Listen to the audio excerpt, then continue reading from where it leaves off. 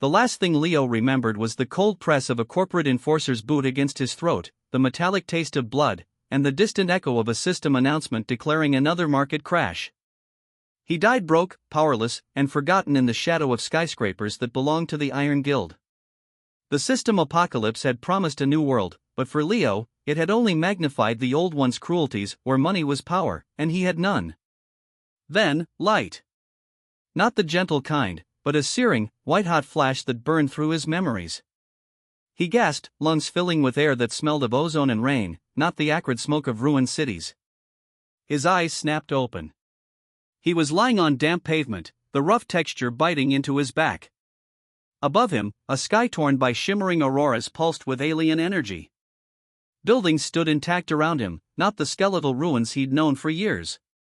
People screamed and ran in panic, their faces etched with terror as glowing screens materialized in the air before them, displaying words in a language that somehow he understood. System initialization complete. Welcome to the apocalypse. Cheat skills distributed. Leo pushed himself up, his hands trembling. This was day 1. The day the system arrived. The day everything changed. In his past life, he'd been a merchant, a failed one, crushed by guild monopolies before he could even start. He'd died with nothing but regrets. And now, he was back. A hysterical laugh bubbled in his throat. Regression. The ultimate cheat, or so the stories went. Heroes returned with godlike powers, ready to conquer. He closed his eyes, reaching inward, feeling for the gift the system must have given him. His cheat skill. It shimmered in his mind's eye, a simple description etched in cool blue light. 5-second rewind. Effect allows the user to revert their personal timeline by exactly 5 seconds, once per hour. Cannot affect others directly. No combat applications detected. ***. Leo stared at it. Then he stared some more. Around him, the chaos intensified. A man nearby roared, flames erupting from his fists as he gained pyrokinesis, rank B. A woman shrieked with joy as a glowing sword materialized in her hand. ***, blade mastery, rank A. ***. Another levitated off the ground, laughing with the power of telekinesis, rank S. And Leo had 5 seconds. Once per hour. He almost sat back down and let the panic swallow him. This was a joke. A cruel, system-sized joke. In a world where monsters would soon crawl from dimensional rifts and warlords would rise with the power to level cities, he could rewind time for less time than it took to tie his shoes. He was dead again, just on a delay. But then, the merchant in him stirred. The part that had spent a lifetime looking for angles, for edges in deals no one else saw. 5 seconds. What could you do with 5 seconds? Not fight a monster. Not cast a spell. But, information. In business, information was everything. A secret bid, a whispered confidence, a ledger left open for a moment too long, those things could make empires. He pushed himself to his feet, ignoring the ache in his limbs. The street was a mess of debris from the initial system shockwave, broken glass, scattered trash, the occasional abandoned belonging. People were too busy marveling at their new powers or fleeing in terror to notice the scraps. Leo's eyes scanned the ground, methodical, desperate. He needed capital. Even a single coin. His fingers brushed against cold metal under a crumpled newspaper. He snatched it up. A single copper coin, stamped with the system's generic symbol, a gear intertwined with a star. In the old world, it would have been worthless. Here, it was a start. The smallest unit of currency in the system's economy. He clutched it tightly, the metal biting into his palm. A few blocks over, a makeshift market was already forming. The human instinct to trade, even at the end of the world, was immediate. Stalls of sorts were being set up with scavenged wood and cloth. People were bartering food, water, trinkets.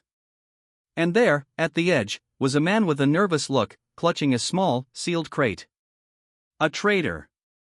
Leo edged closer, keeping to the shadows. The trader, a thin man with a greasy mustache, was arguing with a burly woman in leather armor. "I'm telling you, 50 coppers for the whole crate.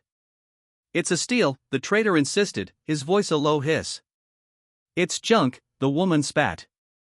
20, or I walk. 45. Leo watched, his heart hammering. This was it. His first test. He needed to know the true price. The trader's eyes darted around, and he leaned in, whispering something to the woman. Leo was too far to hear. But he had 5 seconds. He activated 5-second rewind. The world didn't rewind around him, it was subtler than that. A sensation of déjà vu washed over him, a sudden, vivid memory of the last 5 seconds replaying in his mind. He was standing a few feet back, watching the trader lean in. This time, he strained his ears, closing the distance a step. The trader's whisper was barely audible. Fine, 30 coppers, but only because I need to move it. Don't tell anyone. The woman grinned. Deal. Then the present caught up. Leo stood there, the memory fresh. The trader and the woman were shaking hands, the woman passing over 30 coppers. The trader handed her the crate, looking relieved. Leo's mind raced. The trader had been willing to go as low as 30. He had just sold the crate for that. But what was in it?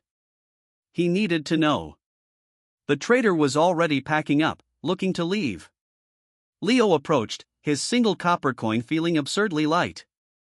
Excuse me, Leo said, his voice calm despite the adrenaline. What was in that crate? The trader eyed him with disdain, taking in his ragged clothes.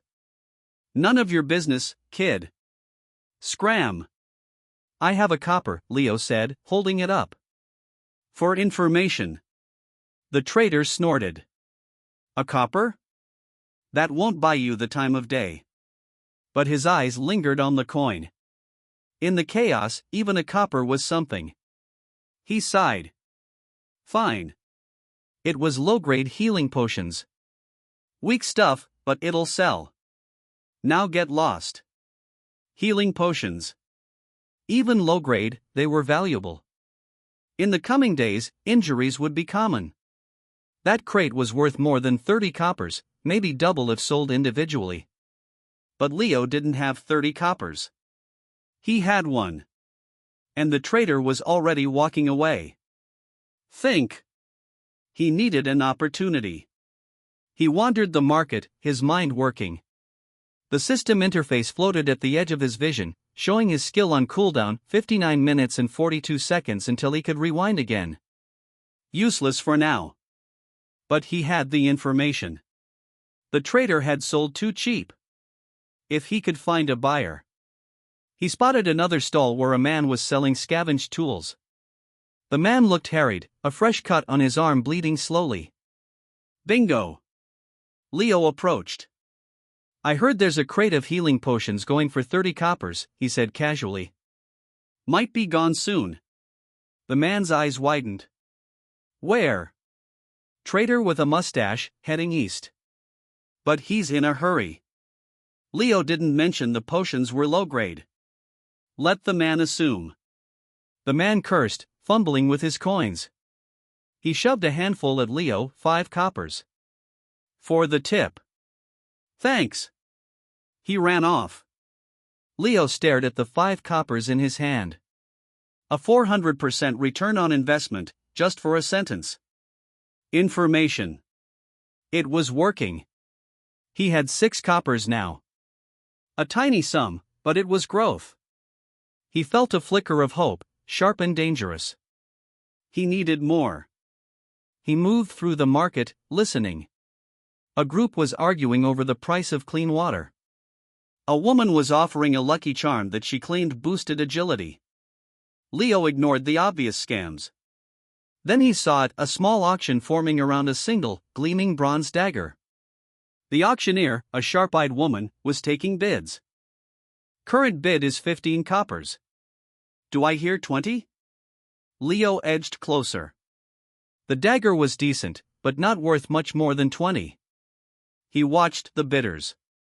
A tough-looking man in patched armor was eyeing it greedily. He leaned over to a friend, whispering. Leo was too far again. But his rewind was still on cooldown. He had to get closer. He slipped through the crowd, his 6 coppers clutched tight. The tough man whispered again, and this time, Leo caught the tail end, won't go above 25. So his limit was 25. The current bid was 18. Leo waited. The bidding stalled at 22. The auctioneer called, going once. Going twice. The tough man opened his mouth to bid 23. But before he could, Leo spoke up, clear and loud. 24. Heads turned. The tough man glared at him, surprised. He hesitated, then shook his head. He wasn't willing to go to 25 for it. Sold. To the young man for 24 coppers, the auctioneer declared. Leo handed over his 6 coppers, plus the 18 he'd need to make up. Except he didn't have 18. He had 6. He'd just committed to a bid he couldn't pay. Panic surged. But he kept his face calm. I need a moment to gather the rest, he said. My associate has it. He turned, pretending to look for someone, his mind racing. He had to get the coin, fast. He could try to sell the information about the healing potions again, but that might not yield enough. Then he saw the trader from earlier, returning to the market with an empty cart. He'd sold the crate. He had coin now. Leo approached, his heart in his throat. I need a loan, he said bluntly. 18 coppers. I'll pay back 20 in an hour. The trader laughed. You? With your 1 copper earlier? Get lost. I have information, Leo said. The dagger I just bought is worth at least 30 on the south side. There's a collector there paying premium for weapons. I can sell it and repay you with profit. It was a bluff. He had no idea if it was true. But he said it with conviction, the way he'd once pitched failed business deals. The trader studied him. Why tell me? Because I need the coin now, Leo said. And you're the only one with liquidity. The trader hesitated, then nodded. Fine. 22 back in an hour, or I break your legs. He handed over 18 coppers. Leo took them, his hands steady. He paid the auctioneer, took the dagger, and headed south. He didn't know a collector, but he did know the tough man from the auction had wanted it. He found him brooding at a food stall. Sell you the dagger for 28, Leo said. The man scowled. You outbid me. And now I'm selling. 28. It's a fair price. The man grumbled but counted out 28 coppers. He wanted the dagger, and Leo had called his bluff on the limit. Leo handed it over, pocketing the coins. He now had 34 coppers total. He returned to the trader, paid him 22 as promised, and was left with 12 coppers. From 1 to 12 in under an hour. A small fortune in this new world. He breathed out, leaning against a wall. It was working. His pathetic rewind had given him the key piece of information, the trader's secret price. Everything else was just hustle, the same hustle that had failed him in his past life, but now, with a sliver of advantage, it was enough. He allowed himself a small, grim smile. He wasn't a warrior. He was a merchant. And he had just made his first real trade in the apocalypse. Then a shadow fell over him. Leo looked up. A man in crisp, gray uniform stood there, a badge on his chest marking him as an enforcer for the Steel Guild, one of the corporate guilds that would soon dominate this world. The enforcer was big, with cold eyes and a hand resting on the baton at his belt. You, the enforcer said, his voice flat. I saw you trading. Hand over your coins. All of them. Guild tax. Leo's blood ran cold. He clutched the 12 coppers in his pocket. This was it. The first real threat. Not a monster, but the system of oppression he remembered too well. He had no combat skill. No power to fight back. But he had 5 seconds left on his rewind cooldown, he checked. 12 seconds remaining. He could rewind soon. But to what end? To avoid this moment? The enforcer would still be here. He needed a plan. And he needed it now. The enforcer stepped closer, his baton half drawn. I won't ask again. The coins. Leo's mind raced. 5 seconds. What could he do with 5 seconds? He couldn't fight. But maybe he didn't have to. He remembered the trader's whisper, the auction bid, the loan. Information. Always information. He met the enforcer's eyes, his own calm. I have 12 coppers, he said slowly, buying time. But I know something worth more. The enforcer paused, intrigued despite himself. What? Leo smiled, a merchant's smile. Let's talk business. And in his mind, the countdown to his rewind hit 0. The Steel Guild enforcer's shadow fell over Leo like a shroud. He was a mountain of muscle clad in crude iron plates, the guild's emblem a hammer striking an anvil etched into his chest piece. His hand, calloused and scarred, extended palm up. All coins. Guild tax, he growled, his voice gravelly. Now. Leo's heart hammered against his ribs. 12 copper coins, a pittance to this brute, but everything to him. It was the seat of his empire, scraped together with bluffs and borrowed seconds. In his past life, he'd have cowered, handed it over, and died broke. Not this time. The system's interface glowed in his vision, 5-second rewind, 0/1 charges. Ready. He had one shot. Just a moment, Leo said, forcing his voice steady. He glanced past the enforcer, to the bustling market square. Traders hawked wares from makeshift stalls, survivors bartered for weapons and potions. In the distance, the trader he'd overheard earlier, a wiry man with a crate of healing potions, was closing a deal. Leo's mind raced. The enforcer's demand was immediate, but his rewind could buy time. Not to fight, but to listen.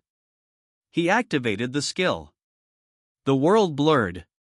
Colors inverted, sounds rewound, the enforcer's demand echoed backward, the market's clamor reversed into a cacophony of gibberish. Leo felt a lurch in his gut, like falling through time. Then, snap. He was 5 seconds earlier. The enforcer was turning toward him, not yet speaking. Leo's coins were still in his pocket. He had 5 seconds of borrowed time. He didn't run. Instead, he strained his ears. The trader's voice, faint but clear, carried from 20 yards away, final bid, 25 coppers for the crate. Last call. Leo's eyes widened. In his previous timeline, he'd missed that the trader had whispered it to a buyer. Now, he knew. The auction was ending. Healing potions, essential in this brutal world, were selling cheap due to panic. But 25 coppers was still beyond him. He needed one potion, not a crate. Could he snipe it? The enforcer's hand clamped on his shoulder. Coins. Now. Leo smiled, a merchant's calm settling over him. Of course, he said, pulling out his coins. But instead of handing them over, he counted slowly. 1, 2. He dragged it out, watching the trader. The buyer hesitated, shaking his head, the deal was falling through. 10, 11. The enforcer snarled, impatient. 12, Leo finished, and as the enforcer reached, he sidestepped. But guild tax applies to sales, right? I haven't sold anything. I'm just a poor survivor. He gestured to his tattered clothes. Check the system logs, no transactions. The enforcer paused, confusion flickering in his eyes. The system's rules were new to everyone, but Leo knew from his past life, guilds exploited loopholes, but they needed pretext. Without a sale, this was mere robbery, and even enforcers feared drawing the system's ire early on. Fine, the enforcer spat. But next time, you pay double. He stomped away, leaving Leo trembling but intact. Leo exhaled, sweat beading on his brow. He'd avoided the confrontation, but more importantly, he'd gained intelligence. The trader, frustrated, was now opening the crate, selling potions individually. Leo hurried over, his coins clutched tight. The market was chaos, a kaleidoscope of fear and opportunity. Smoke from distant fires tinted the air, the clang of weapons echoed as people tested new skills. He passed a warrior summoning flames from his palms, a scout vanishing into shadows. Their powers were flashy, deadly.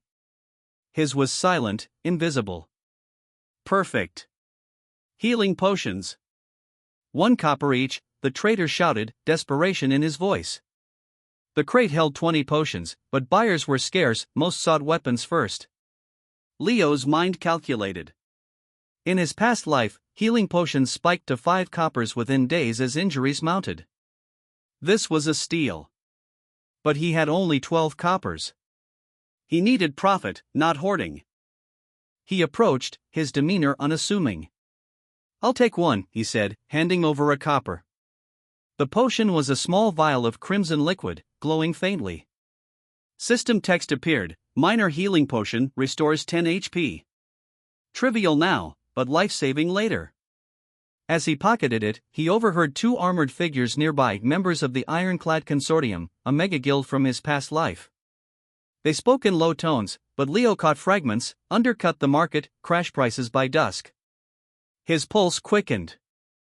Financial espionage. This was it, the true potential of his rewind. Not for battle, but for whispers in the dark. He lingered, pretending to examine a rusty dagger. The ironclad men discussed flooding the market with cheap or from a newly discovered vein, aiming to bankrupt small miners. Leo memorized the details, location, timing, their bid prices. But to act, he needed capital. That potion was his start. He moved to a busier part of the square, where a crowd bartered over a damaged shield. Leo held up the potion. Minor healing, fresh. 3 coppers. A woman with a bandaged arm glanced over. 2, she countered. Leo nodded, a 100% profit. He sold it, his coins now 13. Small, but growing. He repeated the process, buying another potion for 1 copper, selling for 2. By the 4th trade, he had 16 coppers. The system's economy was nascent, inefficient. His rewinds could exploit that if he timed them right. As dusk approached, the market's energy shifted.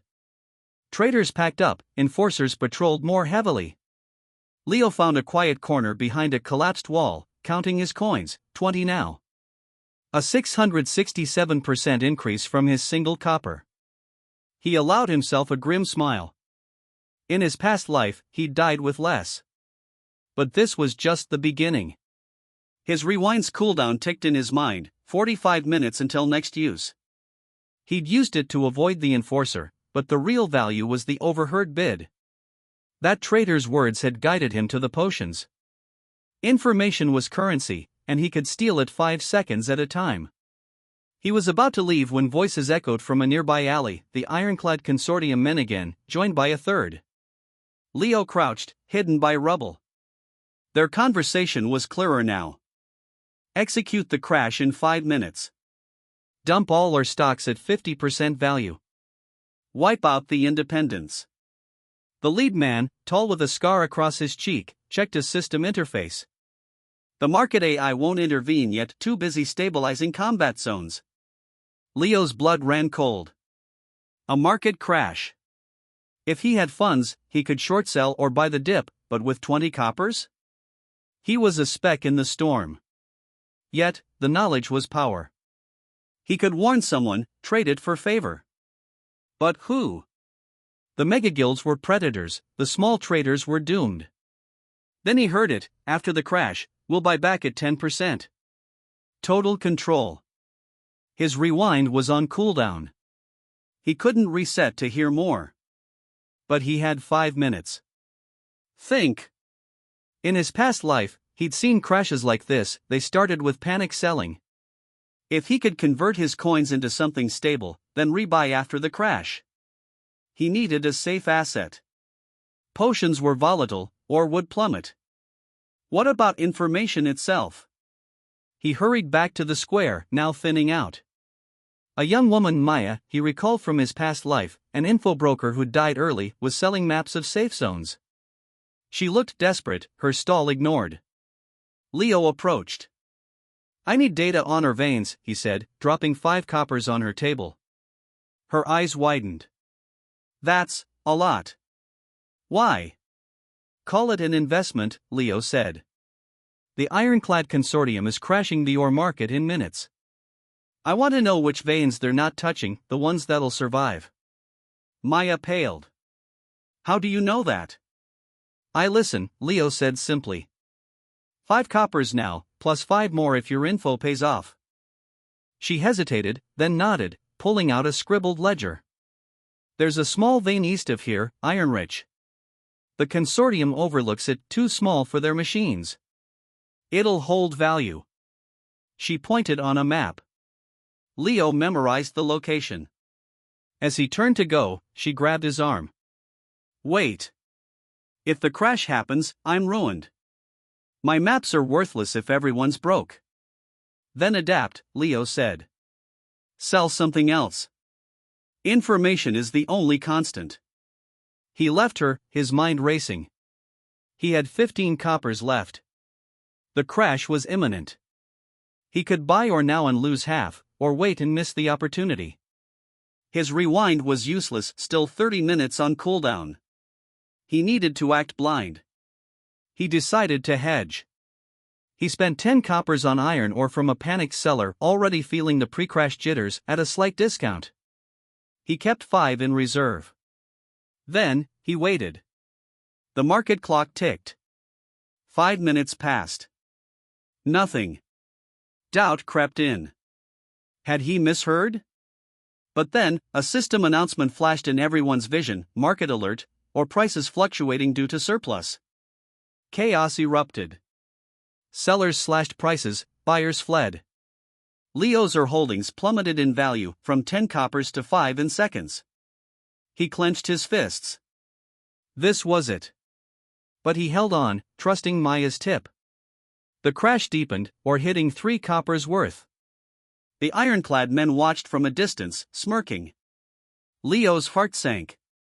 Had he gambled wrong? Then, a ripple. The small vein Maya mentioned, its ore, scarce and high quality, began to trade steadily. Niche buyers, ignored by the consortium, sought it out. Leo's ore, from that vein, stabilized at 4 coppers. Not a profit, but not a total loss. As the crash bottomed, he used his reserve 5 coppers to buy more at rock-bottom prices, 2 coppers worth. When the panic subsided, the market corrected slightly. Leo sold all his ore, total value, 12 coppers. A loss of 3 from his peak, but he'd survived. Others were wiped out. He found Maya again. She was packing up, her maps unsold. You were right, she whispered. The crash happened. How did you know? I told you, I listen, Leo said, handing her 5 more coppers as promised. We should talk again. I need a partner who understands data. She nodded slowly, hope flickering in her eyes. But as Leo turned to leave, he overheard voices from the alley once more, the ironclad men, now angry. Someone knew. There were buys on the east vein. Find the leak. Leo froze. They were onto him. Not him personally, but the information. His rewind's cooldown glowed, 5 minutes remaining. He could reset soon, but for now, he was exposed. He ducked behind a stall, watching as they scanned the crowd. Then, the lead man spoke into a comms device. Next crash, luxury goods. In 5 seconds, we'll announce a glut. Ready? 5 seconds. Leo's breath caught. A market crash on luxury goods, perfumes, silks, things only the rich bought now. If he could hear the details, he could profit massively. But his rewind was on cooldown. He couldn't reset to catch the full plan. The men murmured the trigger, dump at noon tomorrow. He had the time frame, but not the specifics. His power's limitation glared at him, once per hour, 5 seconds only. He'd avoided an enforcer, gained a potion, and survived a crash, but now, with a Mega Guild scheme unfolding, he was seconds too late. The cliffhanger hung in the air, he knew a crash was coming, but his rewind was inactive, leaving him racing against time with incomplete information. The words hung in the air like a death sentence. Luxury goods crash in 5 seconds. Leo's heart hammered against his ribs, a frantic drumbeat counting down the moments until financial ruin. He stood frozen in the crowded marketplace, the scent of roasted nuts and desperation thick in the air. Around him, traders shouted bids, their faces slick with sweat under the harsh system sun. His 5-second rewind was still cooling down, a full 43 minutes left on the timer, according to the faint blue interface hovering at the edge of his vision. Useless. 5 seconds. That was all he had overheard before the ironclad consortium's private conversation had been swallowed by the market's roar. He'd caught fragments, luxury goods, crash, initiate now.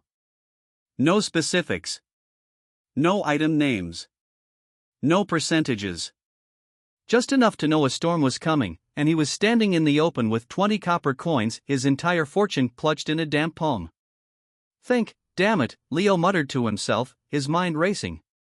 In his past life, he'd died bankrupt, crushed by corporate guilds in this same system apocalypse. This regression was his second chance, but with a cheat skill that seemed like a cosmic joke. 5 seconds to rewind his personal timeline. Not enough to fight monsters or wield magic. Just enough to glimpse a ledger, correct a word, overhear a secret. He'd already used it to avoid a guild enforcer and snag healing potions. Now, it was about survival. He scanned the marketplace. The luxury goods section was to his left, a row of stalls glittering with enchanted jewelry, rare fabrics, and artisan crafts. Prices were inflated: 10 coppers for a silver-chased dagger, 15 for a bolt of moonweave silk. Traders moved with confident swaggers, their clients adorned in system-granted armor. Leo's eyes darted, searching for tells. Which item would crash? The dagger? The silk? Something else? 3 seconds left, maybe. He had to act. No time for analysis. Instinct took over, the instinct of a merchant who'd once lost everything. He remembered Maya, the info broker whose tip had saved him from the ore crash earlier. She'd mentioned luxury goods were volatile, tied to guild prestige. If the consortium was crashing them, they'd target something high-profile, something that would ripple through the market. His gaze landed on a stall selling sunstone amulets, talismans that granted minor resistance to fire. They were popular among low-level adventurers, priced at 8 coppers each. The trader, a burly man with a scar across his cheek, was boasting about a new shipment. Fresh from the volcanic zones. Limited supply. Leo's mind clicked. Sunstones were luxury adjacent, not top tier, but symbolic. A crash here would spook investors, causing panic sells across the board. 2 seconds. Leo lunged forward, his body moving before his thoughts fully formed. He shoved through the crowd, ignoring the curses flung his way. The scarred trader looked up, eyebrows raised. What's the rush, kid? Short sell sunstone amulets. Leo blurted, slamming his 20 coppers on the counter. The system's market interface flickered in the air between them, a holographic display of buy and sell orders. Short selling, betting that prices would fall, was risky without collateral, but the system allowed it for minimal fees. Leo's coins vanished into the digital ledger, converted into a contract that would profit if the amulets dropped below 7 coppers. 1 second. The trader snorted. Bold move. They're hot right now. But he processed the order, his fingers tapping the air. Leo held his breath, the world narrowing to the amulet's price listing, 8.00 coppers. Then it happened. A system-wide alert flashed red across every interface in the marketplace. Market adjustment, luxury goods sector. The price of sunstone amulets plummeted 7.50, 7.00, 6.50 in a heartbeat. Gasps erupted around him. Traders scrambled, their shouts turning panicked. Sell. Sell now. The scarred trader's eyes widened, his scar paling against his suddenly ashen face. Leo's contract triggered automatically, buying back the amulets at 6.50 coppers and netting him a profit. The system chimed softly in his ear, transaction complete. Profit, 5 coppers. Total funds, 25 coppers. He'd done it. Barely. The crash had been broader than he'd guessed. Sunstones were just one piece. Around him, luxury stalls were in chaos. A jeweler wept over a pile of unsold rings. Leo's hands trembled as he withdrew his coins, now 25 coppers clinking together. A meager gain, but he'd avoided ruin. His heart slowed, the adrenaline ebbing into a shaky relief. He'd used the 5-second warning like a lifeline, turning scraps of information into salvation. As the market settled into a nervous murmur, Leo noticed a figure watching him from the shadows of a fabric stall. A woman, slender and sharp-eyed, her clothes patched but clean. Maya. She stepped forward, her movements cautious, like a stray cat assessing a new territory. "You moved fast," she said, her voice low and raspy. Most would have frozen. Leo met her gaze. He remembered her from earlier. She'd sold him the tip about the ore crash, saving him from bigger losses. Her info had been accurate, if incomplete. "You're the broker," he said, tucking his coins into a leather pouch. "The one who warned about the ores."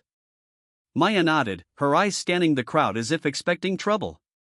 "And you're the one who actually listened. Most ignore whispers until it's too late." She gestured to the amulet stall, where the trader was now arguing with a client. "That was a good call. Sunstones are a bellwether. But you took a huge risk, short-selling with no buffer." "I didn't have a choice," Leo admitted, leaning against a wooden post. The marketplace was slowly recovering, but tension hung in the air like smoke. "The consortium's playing games, and I'm just trying to stay afloat." He studied her. She looked tired, dark circles under her eyes, but her posture was alert. An info broker in a world where information was more valuable than gold. "How did you know about the crash?" he asked. Maya's lips twitched, not quite a smile. "I have sources. Ears in places people don't notice. The consortium isn't subtle, they want to control prices, squeeze out small traders. But their plans leak." She paused, her gaze intensifying. "You, though. You acted on a sliver of info. Most need details, percentages. You gambled with seconds. That's either madness or a cheat." Leo felt a chill. Was she suspecting his rewind? He kept his face neutral, the merchant's mask he'd worn in his past life slipping into place. "Luck and instinct. I used to trade before the system." It wasn't entirely a lie. "Before the system," Maya echoed, her tone skeptical. "That was a lifetime ago. Now, it's all about powers and guilds. And you're here with coppers, not combat skills." She stepped closer, lowering her voice. "I've been watching you. You avoid fights, you listen, you move at the right moments.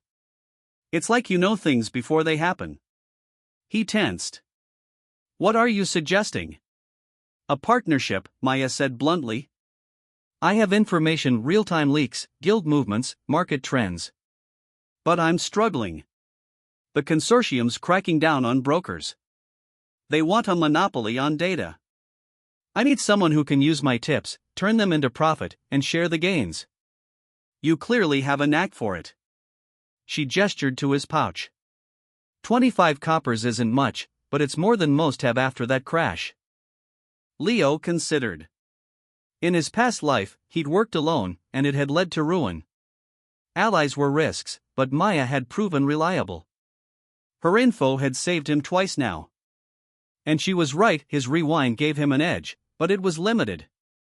With her network, he could amplify it. "What's your cut?" he asked, falling into negotiation mode. 50-50 on profits from my tips," Maya said. "I provide the intel, you execute the trades. We stay low profile. No guild affiliations."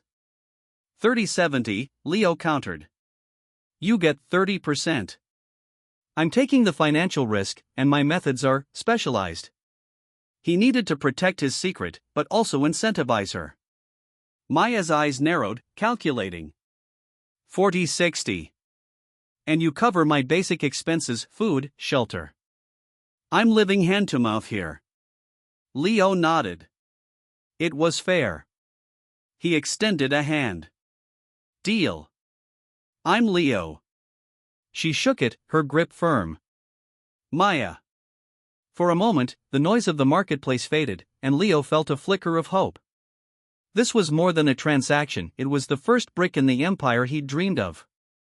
Information as a weapon, timing as a shield. But as they sealed the agreement, Maya's demeanor shifted. She glanced over her shoulder, her body tightening. We need to move. Now. Her voice was urgent, edged with fear. Why? Leo asked, following her gaze. At the edge of the market, 3 figures in ironclad consortium uniforms were pushing through the crowd, their eyes scanning. One of them pointed in their direction. Maya grabbed Leo's arm, her fingers digging in. They're hunting me. The consortium, they found out I leaked the crash plans. I know too much about their operations. She pulled him toward a narrow alley between stalls, her breath coming fast. If they catch me, I'm dead. And if they connect me to you, you're finished too. Leo's mind raced. The cliffhanger from the previous day, the overheard crash plan, had led here. His rewind was still on cooldown, useless for escape. He had 25 coppers, a new partner, and a guild on their tail. The system's sun beat down, casting long shadows as they ducked into the alley, the sounds of pursuit growing closer. Maya's revelation hung between them. This partnership wasn't just about profit, it was about survival in a world where knowledge was a death sentence. The marketplace air, thick with the scent of roasted nuts and desperation, turned cold as Maya's words hung between them. Ironclad Consortium, the name alone was enough to make Leo's stomach clench.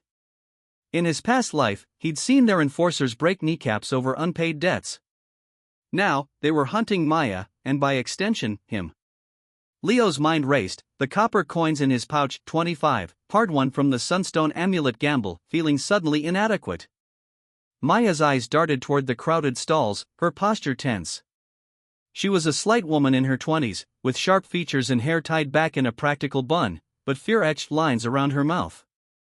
They're close, she whispered, her voice barely audible over the din of traders hawking monster cores and rusted weapons.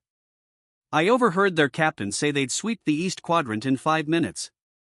5 minutes. Leo's cheat skill, 5-second rewind, glowed faintly in his mental interface, a simple timer counting down from its 1-hour cooldown. He'd used it an hour ago to catch the tail end of the crash warning, and now it read 42 minutes and 17 seconds remaining. Useless. His heart hammered against his ribs. Think, he told himself. You're not a fighter, you're a merchant. Use what you have. We need to move, Leo said, his voice low. He grabbed Maya's arm, his grip firm but not rough. Stick close. Don't run, it draws attention. They melted into the flow of the crowd, a river of scarred adventurers and weary refugees navigating the makeshift stalls of the post-system world. The marketplace was a chaotic sprawl in what had once been a city park, now littered with tents and barricades. Overhead, the system's holographic displays flickered with auction listings and monster alerts, casting an eerie blue light on the scene. As they wove past a vendor selling dubious healing salves, Leo caught sight of them, 3 figures in dark leather armor, each marked with the Ironclad Consortium's emblem, a clenched fist around a gear. They moved with predatory grace, scanning faces. One, a hulking man with a scar across his jaw, locked eyes with Maya. A cruel smile spread across his face. There, he barked, pointing. Panic surged through Leo. Maya froze, her breath catching. The enforcers pushed through the crowd, people scattering to avoid them. Leo's mind screamed for a solution. His rewind was still cooling down, no temporal tricks to save them. But then, a memory surfaced. In his past life, he'd seen consortium thugs use intimidation, but they always followed a script. Threats first, violence later. If he could hear their opening gambit, maybe he could turn it against them. The lead enforcer, the scarred man, reached them. He loomed over Maya, his breath smelling of cheap ale. Thought you could hide, little rat, he sneered. The consortium doesn't take kindly to leaks. Leo stepped forward, positioning himself slightly in front of Maya. His heart pounded, but he forced his voice to stay calm. Is there a problem? He asked, injecting a note of polite confusion. The enforcer's eyes flicked to Leo, dismissive. Back off, runt.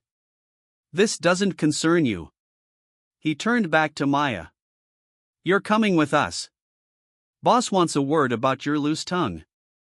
Maya trembled, but she held her ground. I didn't leak anything, she said, her voice shaky. Save it for the interrogation, the enforcer growled. He reached for her arm. Time seemed to slow. Leo's 5-second rewind timer ticked to midnight ready. This was his chance. He activated the skill, feeling the familiar, disorienting lurch as the world rewound around him. Sounds reversed into gibberish, movements flowed backward, and in 5 seconds, he was back standing beside Maya, the enforcers just approaching. His mind replayed the scene, the threat, the demand. But this time, he listened closer, focusing on the enforcer's words. As the scarred man opened his mouth to speak, Leo didn't wait. He stepped forward, his voice cutting through the tension. Before you threaten us, he said, loud enough for nearby traders to hear, remember that the consortium's supply caravan to the northern outpost is vulnerable tonight. I'd hate for that information to become public. The enforcer froze, his expression shifting from arrogance to shock. What did you say? He hissed, lowering his voice. Leo smiled, a cold, calculated expression. He'd overheard a snippet of conversation earlier, two traders gossiping about Ironclad's logistics, and his rewind let him confirm the details. You heard me. The caravan leaves at dusk, lightly guarded because you're stretched thin hunting info brokers. Now, back off, or every bandit in the zone will know. Silence fell around them. The other enforcers exchanged uneasy glances. The scarred man's face flushed with anger, but uncertainty flickered in his eyes. He leaned in, his voice a venomous whisper. You're bluffing. Am I? Leo replied, holding his gaze. Test me. But if that caravan gets hit, your boss will want to know why you wasted time here instead of protecting it. The psychological game was everything. Leo could see the calculation in the enforcer's mind, risk versus reward. After a long moment, the man stepped back, his jaw tight. This isn't over, he spat. We'll be watching. With a curt nod to his companions, he turned and stalked away, melting into the crowd. The tension drained from the air, leaving Leo and Maya standing in a bubble of relieved silence. Maya let out a shaky breath, her shoulders slumping. How did you know about the caravan? She asked, her eyes wide with awe. Leo shrugged, feigning nonchalance though his hands were trembling. I have my sources, he said, tapping his temple. Now, let's get out of here before they change their minds. They retreated to a quieter corner of the marketplace, near a stall selling salvaged electronics. Leo bought 2 cups of bitter herbal tea from a vendor, handing one to Maya. She accepted it with a grateful nod, her color returning. Thank you, she said softly. I thought I was done for. We're partners now, Leo replied, sipping his tea. The warmth steadied his nerves. That means we look out for each other. But we need to formalize this. No more vague agreements. Maya nodded, pulling out a small, worn notebook. I've been thinking. I have contacts in the info trading circles, whispers about guild movements, auction leaks, resource fluctuations. You have, whatever that was. She gestured vaguely. Impossible knowledge. If we combine them, we can beat the markets. Leo leaned in, his voice low. Here's the deal, you feed me tips. I'll use my methods to verify and act on them. Profit split 60-40, my favor, because my part carries the higher risk. And we keep this quiet. No one knows how I operate. Maya considered, her fingers tracing the edge of her cup. 60-40 is steep, she said, but there was no real protest in her tone. But after what just happened, I'll take it. Deal. She extended a hand, and Leo shook it, feeling the calluses from her work. A formal partnership, sealed in the shadow of danger. Over the next hour, they sketched out a plan. Maya revealed she had a lead on a rare item auction happening that evening, a phoenix feather, rumored to grant temporary resurrection effects. It was listed in a semi-private auction run by the Artificers Guild, with bids starting at 50 coppers. It's a high-risk, high-reward play, Maya explained. But if we win, we could resell it for double or triple to a desperate warlord. Leo's eyes gleamed. This was exactly the kind of opportunity he needed. With his rewind, he could peek at the highest bid at the last second and outbid by a hair. "We're in," he said. "I have 25 coppers. We'll need to pool resources or leverage credit." Maya produced a small pouch from her coat, counting out 15 coppers. "My savings," she said. "That gives us 40 total. We'll need to borrow or win fast to cover the rest." They spent the afternoon preparing. Leo used his rewind strategically once to overhear a trader's maximum bid on a related item, gauging the competition, and again to catch a snippet of the auctioneer's rehearsal, learning the bidding increments. Each use left him with a headache, a side effect of manipulating time, but it was worth it. By dusk, they had a plan. Leo would bid, using rewinds to adjust at the last second, while Maya watched for consortium spies. The auction was held in a repurposed warehouse on the marketplace's edge, lit by flickering system orbs. The crowd was smaller but wealthier, guild representatives in fine clothes, seasoned adventurers with trophy weapons.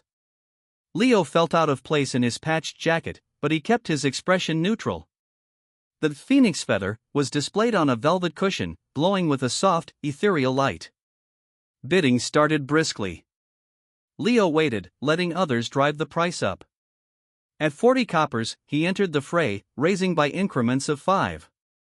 His heart raced with each bid, his palms sweaty. The rewind timer ticked, 15 minutes and 32 seconds until ready. He'd save it for the final moments. At 70 coppers, only 2 bidders remained, Leo and a hooded figure across the room. The figure hadn't spoken, using gesture bids handled by an assistant. Something about their calm demeanor set Leo on edge. The auctioneer called, going once at 70 coppers. Leo activated his rewind, the world blurring backward. In those 5 seconds, he saw the hooded figure's assistant lean in and whisper, 80. But as time reset, Leo raised his hand. 80 coppers, he announced, beating the figure to the punch. The hooded figure didn't react, but the assistant bid 85. Leo frowned. He rewound again, catching the whisper a second earlier, 90 this time. As time resumed, he bid 90, again preempting them. A murmur ran through the crowd. The hooded figure finally stirred, turning slightly.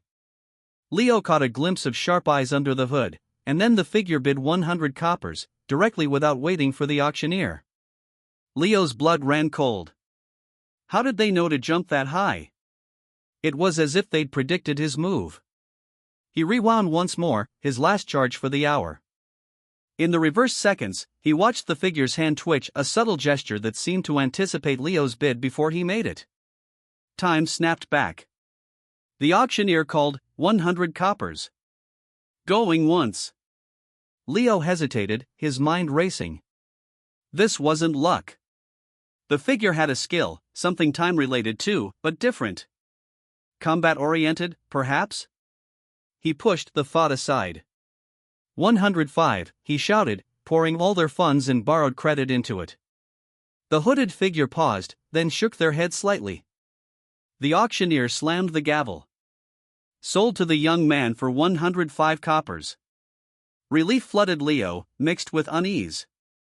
They'd won, but at a steep cost. As he stepped forward to claim the phoenix feather, the hooded figure stood and walked toward the exit.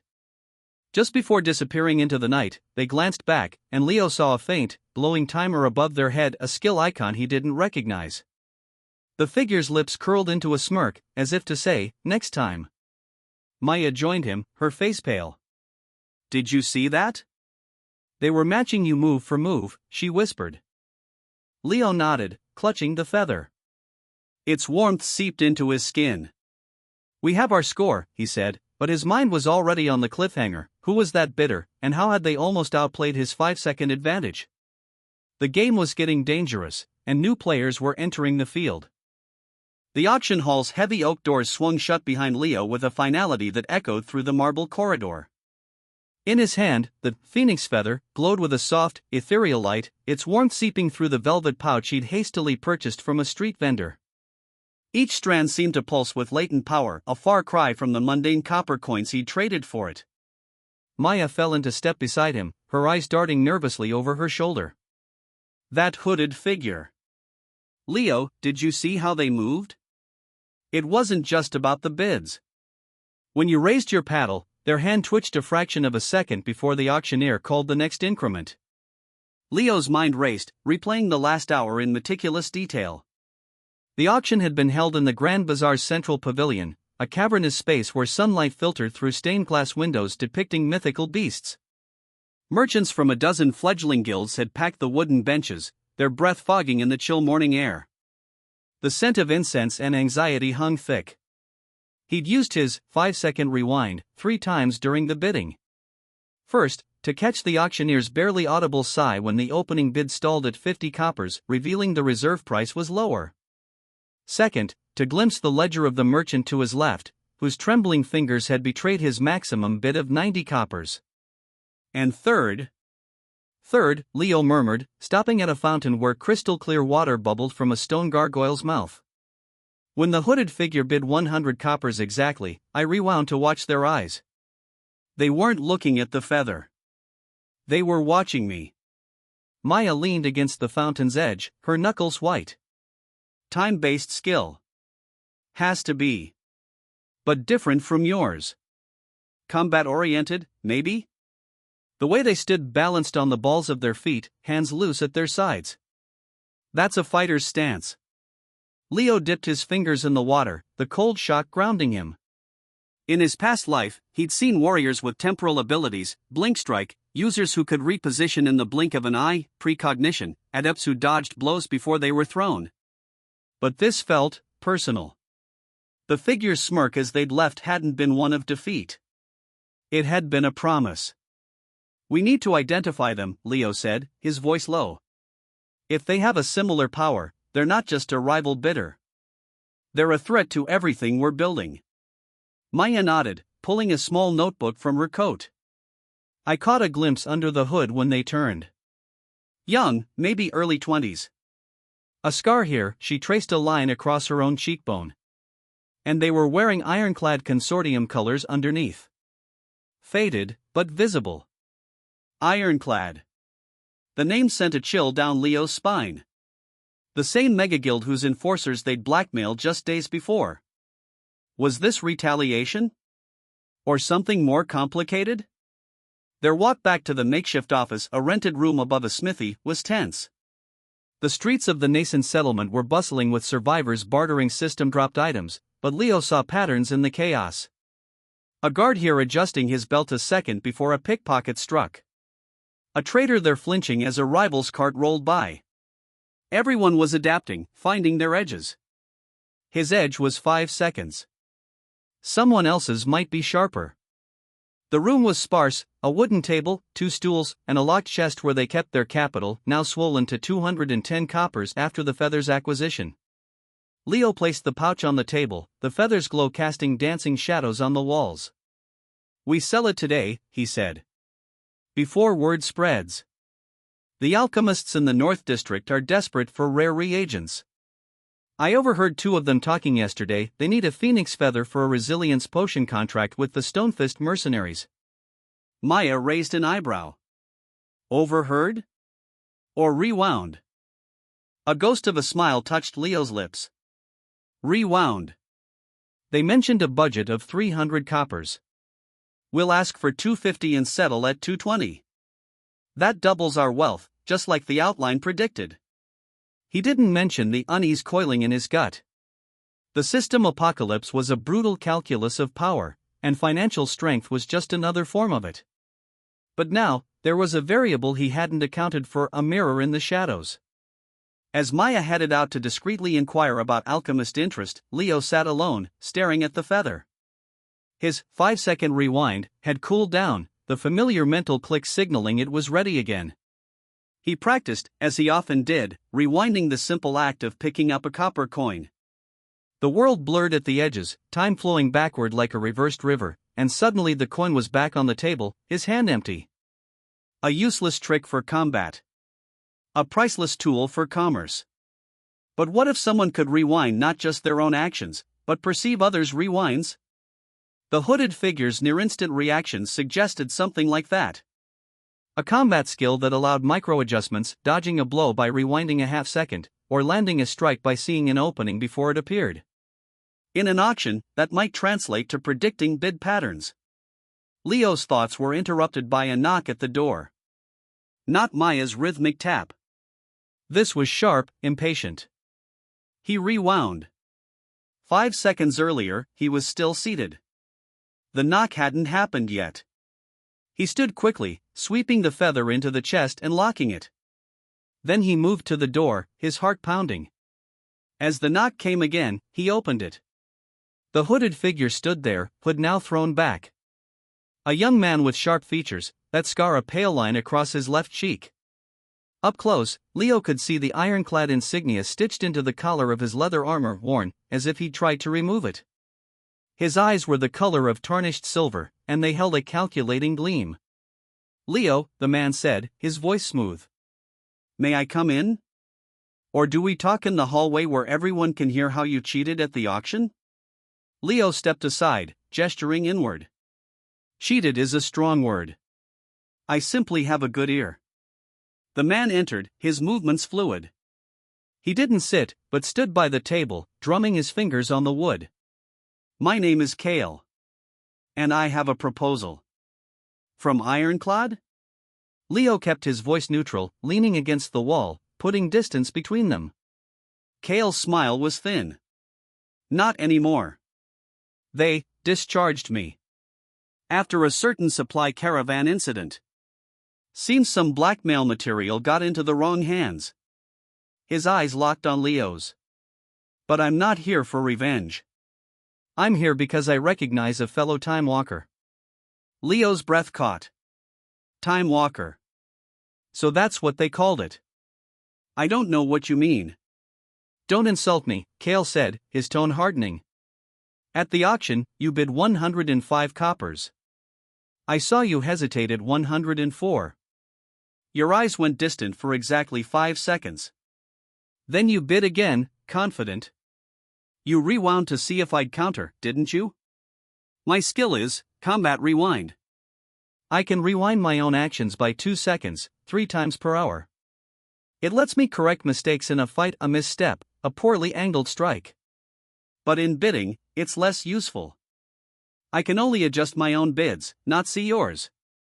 You can see more." The admission hung in the air. Leo weighed his options. Denial was pointless. Kale had seen through him. But alliance? With someone tied to Ironclad? "What's your proposal?"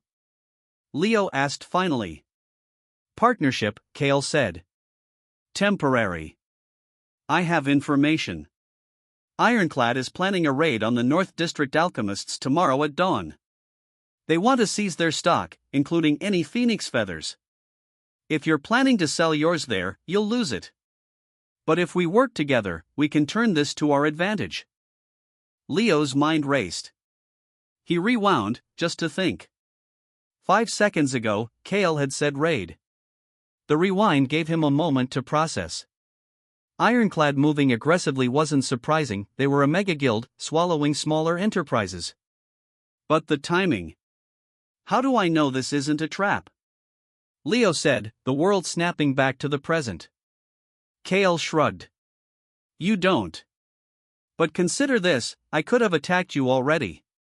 My combat rewind makes me deadly in close quarters. Instead, I'm talking. Because I've seen what you're building. An empire based on information. Ironclad only understands force. They think my skill is for killing. You might understand it's for more. There was a hunger in Kale's eyes that Leo recognized, the same hunger he felt when he saw a ledger ripe for exploitation. It wasn't just about survival, it was about proving a point. That in this brutal new world, there were paths beyond violence. What's your angle? Leo pressed. If we profit from this, what's your cut? 30% of the gains from this operation, Kale said. And an introduction to your network. I'm good at gathering intelligence, my rewind lets me retry conversations, catch lies. But I need a merchant's mind to monetize it. The door opened, and Maya slipped in, freezing when she saw Kale. Her hand went to the dagger at her belt. It's all right, Leo said quickly. This is Kale. He's a potential associate. Maya's eyes narrowed, but she relaxed slightly. The alchemists are interested. They'll pay 200 coppers up front, another 50 if the feather's potency is verified. But they're nervous rumors of guild movements. Kale nodded. The raid is real. Ironclad has 10 enforcers scheduled. They'll hit it first light, when the night guards are tired. But here's the opportunity, the alchemists have a hidden vault. I know its location because I helped secure it last month. If we warn them, they might pay for protection. Or better yet, we could buy their stock cheap tonight before the raid, then resell it after Ironclad fails. Leo exchanged a glance with Maya. The risk was enormous. If Kale was lying, they'd walk into an ambush. But if he was telling the truth, the profit could be staggering. Alchemical reagents were spiking in value as warriors geared up for dungeon delves. We need to verify, Leo said. Maya, can you scout the North District?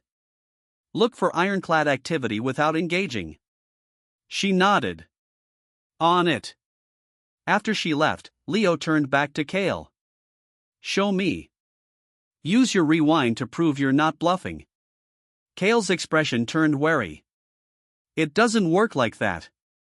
I can't rewind to show you something that hasn't happened yet. But. He reached into his pocket and pulled out a small, crystalline token. This is an ironclad raid marker. It glows when an operation is imminent. It's pulsing now. Check it tomorrow before dawn, it'll be bright. Leo took the token. It was cool to the touch, with a faint, rhythmic light. System made, likely. He rewound, watching Kale's hand as he produced it. No sleight of hand. It seemed genuine. All right, Leo said. We'll proceed. But we do it my way. We approach the alchemists not with a warning, but with an offer to buy their entire stock tonight at a 60% discount. We use the raid threat as leverage.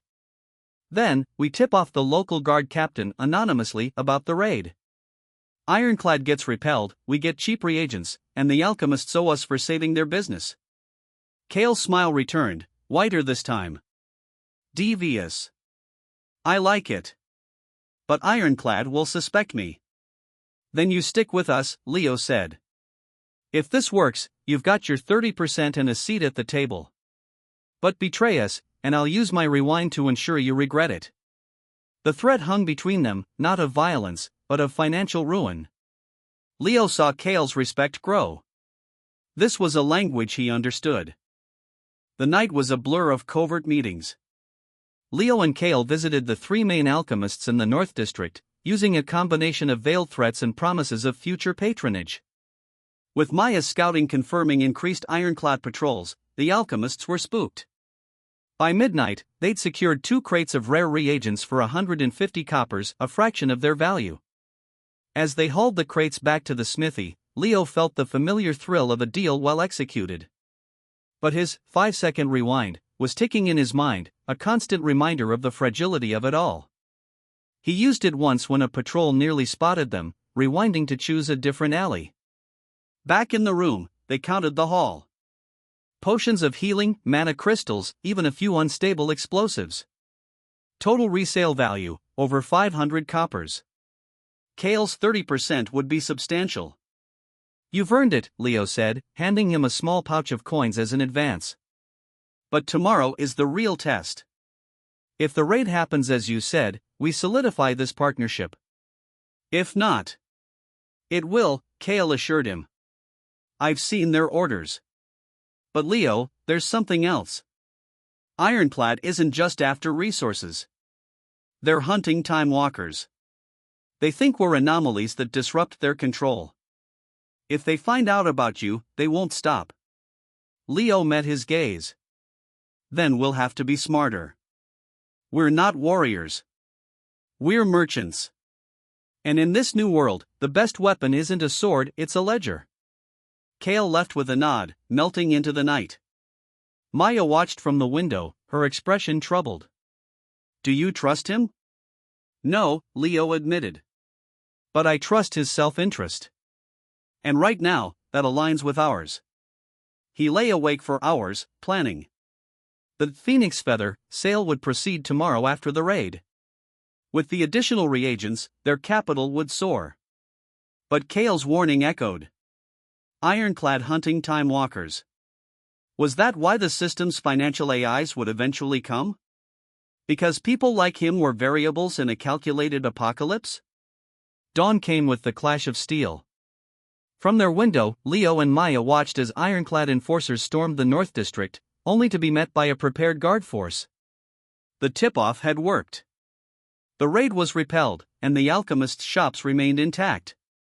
By midday, Leo sold the Phoenix Feather for 220 coppers, just as he'd predicted. Combined with the reagent profits, their wealth ballooned to over 600 coppers. They'd doubled their wealth, just as the chapter outline foretold. But as Leo stood in the bustling market, watching traders haggle over system loot, Kale approached one last time. His expression was grim. Ironclad knows, he said quietly. They've connected the dots. The blackmail, the raid failure, your sudden wealth. They're calling you a reality cheater. And they've sworn to crush your weak empire. They're mobilizing not just enforcers, but their financial agents. You've made an enemy that doesn't just want to kill you, they want to bankrupt you. Leo felt a cold certainty settle in his chest. The clash with the hooded figure had been just the beginning. Now, the real war was starting. Not with blades, but with balance sheets. Let them try, Leo said, his voice steady. They think strength is in numbers. I'll show them it's in seconds. As Kale faded back into the crowd, Leo turned to Maya. It's time to expand. We're not just traders anymore. We're a corporation. And we're going to crash their system. The sun climbed higher, casting long shadows. In Leo's mind, his 5-second rewind clicked, ready again. 5 seconds to change everything. He'd need every one of them. The morning sun filtered through the grimy windows of Leo's new office, casting long shadows across the freshly polished wooden floor. It was a modest space, 2 rooms in a repurposed warehouse in the North District's commercial sector, but to Leo, it represented everything he'd built from a single copper coin. On the wall behind his desk, a system-generated market ticker scrolled silently, numbers flickering in green and red as trades executed across the city. Leo leaned back in his chair, fingers steepled. Across from him, Maya was sorting through a stack of parchment ledgers, her brow furrowed in concentration. Kale stood by the door, his hood pulled back to reveal a face scarred from countless battles, though his eyes now held the sharp focus of a strategist rather than just a fighter. We're up to 640 coppers, Maya announced, tapping a column of figures. After the Phoenix Feather sale and the alchemical reagent profits. But Ironclad's moving. I've heard whispers they're consolidating their holdings in the South District, squeezing out smaller traders. Leo nodded slowly. In the 5 days since their confrontation with Kale's former guild, he'd felt the subtle shift in the city's economic currents.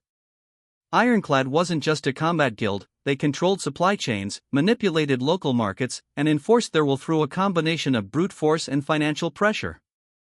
And now they'd marked him as a target. They think I'm cheating, Leo said, his voice calm. But they can't prove it. Not yet. Kale shifted his weight. They don't need proof. If they decide you're a threat, they'll just smash your operation and take what's left. That's how they work. Then we need to make ourselves too valuable to smash, Leo replied. He stood and walked to the market ticker, watching the numbers flow. Ironclad's weakness is their arrogance. They think because they control the fists, they control the coins. But information moves faster than any enforcer. He turned back to them. Maya, I need you to start monitoring the system's stock exchange. Not just the public trades, I want the shadow markets, the off-book deals. Kale, you still have contacts in the enforcer circles. Listen for anything about guild ledgers being audited or moved. Maya looked up, her eyes narrowing. You're planning to spy on their finances? Not spy, Leo corrected with a faint smile. Observe. And with the right timing, we can adjust our positions accordingly. He didn't elaborate further, but they understood. His 5-second rewind was the perfect tool for financial espionage, a fleeting window into secrets that others assumed were safe. Over the next week, Leo began implementing his plan. Each morning, he'd visit the central market plaza where guild couriers gathered, their satchels filled with encrypted ledgers and trade manifests. To anyone else, it was just a chaotic crowd of messengers. To Leo, it was a treasure trove of data waiting to be unlocked. On the third day, he positioned himself near a stone bench where an ironclad courier, a young man with nervous eyes, was waiting for his supervisor. Leo pretended to examine a vendor's wares, his senses alert. As the supervisor arrived, the courier opened his satchel, pulling out a ledger. For just a moment, the page was visible, a list of resource allocations for the South District mines. Leo triggered his rewind. The world blurred around him, a dizzying sensation that had become familiar. 5 seconds reversed, the courier's hand moving back, the supervisor stepping away, the page flipping closed. Leo focused, memorizing the glimpse he'd caught, iron shipments, projected yields, and, most importantly, a note about delayed payments to a subcontractor. When time resumed, he didn't look at the ledger again. Instead, he walked calmly to a nearby system terminal, a crystalline interface that allowed users to access market data. He input a series of commands, buying futures contracts on iron ore at the current low price. Then, using the information about delayed payments, he placed a small, anonymous tip through the system's rumor network. Ironclad South District mines were facing cash flow problems. It was a delicate operation. Too obvious, and Ironclad would trace it back to him. Too subtle, and it would have no effect. But Leo had spent his previous life learning the rhythms of markets, how whispers could become tsunamis. Within hours, the price of iron ore futures began to dip as speculators grew nervous. Leo sold his contracts at a slight profit, netting another 20 coppers. A small gain, but it was proof of concept. Back in the office, Maya was waiting with news. The tip worked, she said, her voice hushed with excitement. Ironclad stock dipped 2 points on the system exchange. Nothing major, but it's a start. Kale entered, his expression grim. I heard from an old friend. Ironclad's leadership is pissed. They think someone's leaking internal data.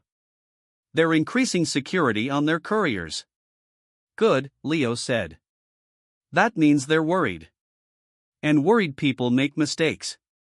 Over the following days, Leo refined his methods. He used his rewind not just to glimpse ledgers, but to overhear fragments of conversations, a guild officer complaining about overstocked inventory, a trader muttering about a failed deal. Each 5-second window was a puzzle piece. Leo and Maya would spend evenings cross-referencing the information, building a shadow map of Ironclad's financial operations. They discovered vulnerabilities, a warehouse full of perishable goods that needed to be sold quickly, a loan coming due that Ironclad might struggle to repay, a secret investment in a failing alchemy shop. Leo began making small, targeted moves, short-selling Ironclad-affiliated stocks, buying up distressed assets before the guild could, even setting up a competing delivery service for one of their subcontractors. His trading company, which he'd registered under the name Kronos Mercantile, began to grow. He hired 2 clerks, former merchants displaced by the guilds, and rented a small storefront in a bustling market alley. The sign above the door was simple, a stylized hourglass with 5 grains of sand. To most, it was just a symbol. To Leo, it was a quiet declaration of his power. But success drew eyes. One afternoon, as Leo was reviewing a shipment of enchanted tools he'd acquired at a discount, thanks to a rewind that let him overhear the seller's minimum acceptable price, a group of rough-looking men entered the shop. They wore mismatched armor and carried weapons that had seen use. Their leader was a broad-shouldered man with a thick beard and a scar across his cheek, a local warlord named Gorak, who controlled several blocks in the North District. Gorak didn't bother with pleasantries. He strode up to the counter, his boots thudding on the wooden floor. "You're the one they call Leo," he said, his voice a low rumble. The merchant who's been making waves. Leo set down his ledger, keeping his expression neutral. I am. How can I help you? Help? Gorak laughed, a harsh sound. I'm here to offer you protection. This district can be dangerous for a new business. Lots of thieves. Lots of accidents. Maya, who had been organizing shelves in the back, stepped forward, but Leo motioned her to stay back. Kale, who was ostensibly checking inventory near the door, shifted his stance subtly, ready to intervene if needed. Protection, Leo repeated. And what does that cost? 50 coppers a week, Gorak said, leaning on the counter. A small price for peace of mind. And in return, I make sure nobody bothers you. Not rival merchants, not guild enforcers, nobody. Leo's mind raced. 50 coppers was a significant chunk of his weekly profits. But refusing outright could mean violence. Gorak's reputation for brutality was well known. He needed time to think, to plan. But his rewind was still on cooldown. He'd used it an hour earlier to correct a miscommunication with a supplier. I see, Leo said slowly. And if I decline? Gorak's smile didn't reach his eyes. Then accidents happen. Shops burn down. Merchants disappear. It's a harsh world, Leo. Better to have friends. The threat hung in the air, thick and suffocating. Leo glanced at the market ticker on the wall. The numbers still flickered, indifferent to the human drama unfolding below. He thought of his empire, built from nothing, now facing its first direct challenge. Gorak wasn't like Ironclad. He didn't care about financial warfare or system audits. He was a blunt instrument, and he wanted a cut. I'll need to consider it, Leo said, buying time. My finances are complex. Gorak's expression darkened. I don't like waiting. You have until sunset tomorrow. 50 coppers, or I start breaking things. He turned to leave, his men following. At the door, he paused. And don't think about running. I have eyes everywhere. After they were gone, the shop felt suddenly cold. Maya rushed to Leo's side. We can't pay that. It'll bleed us dry. Kale approached, his hand resting on the hilt of his dagger. I could deal with him. A few well-placed threats. No, Leo said firmly. Violence is what he expects. It's what he understands. But we're not fighters, we're merchants. He walked to the window, watching Gorak and his men disappear into the crowded street. He wants protection money because he thinks we're weak. Because we don't have enforcers or guild backing. He turned back to them, a plan already forming in his mind. But we have something better. We have information. Gorak controls those blocks because he taxes the businesses there. But what if those businesses start failing? What if his income dries up? Maya's eyes lit up. You want to undermine his economy.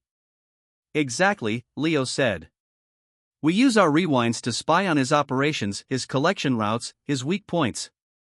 We find out where his money comes from, and we cut it off at the source. If he's busy putting out fires in his own territory, he won't have time to bother us. Kale nodded slowly. It could work. But it's risky.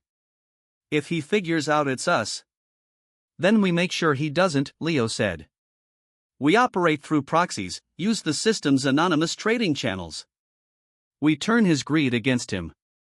For the rest of the day, they plotted. Leo sent Maya to gather information on Gorak's holdings, which shops paid protection, which resisted, which were on the verge of collapse. Kale used his contacts to map out the Warlords' daily routines. And Leo began preparing his most ambitious use of the rewind yet. As sunset approached, he stood alone in the office, watching the market ticker. The numbers blurred into a stream of data: prices, trades, opportunities. He thought of his past life, dying bankrupt and powerless. Now, he had an empire, however small. And he wouldn't let a thug like Gorak take it from him. But a cold knot of fear tightened in his stomach. Gorak's deadline loomed. And Leo knew that this wasn't just about coins anymore, it was about survival. In a world ruled by brute force, he had chosen a different path.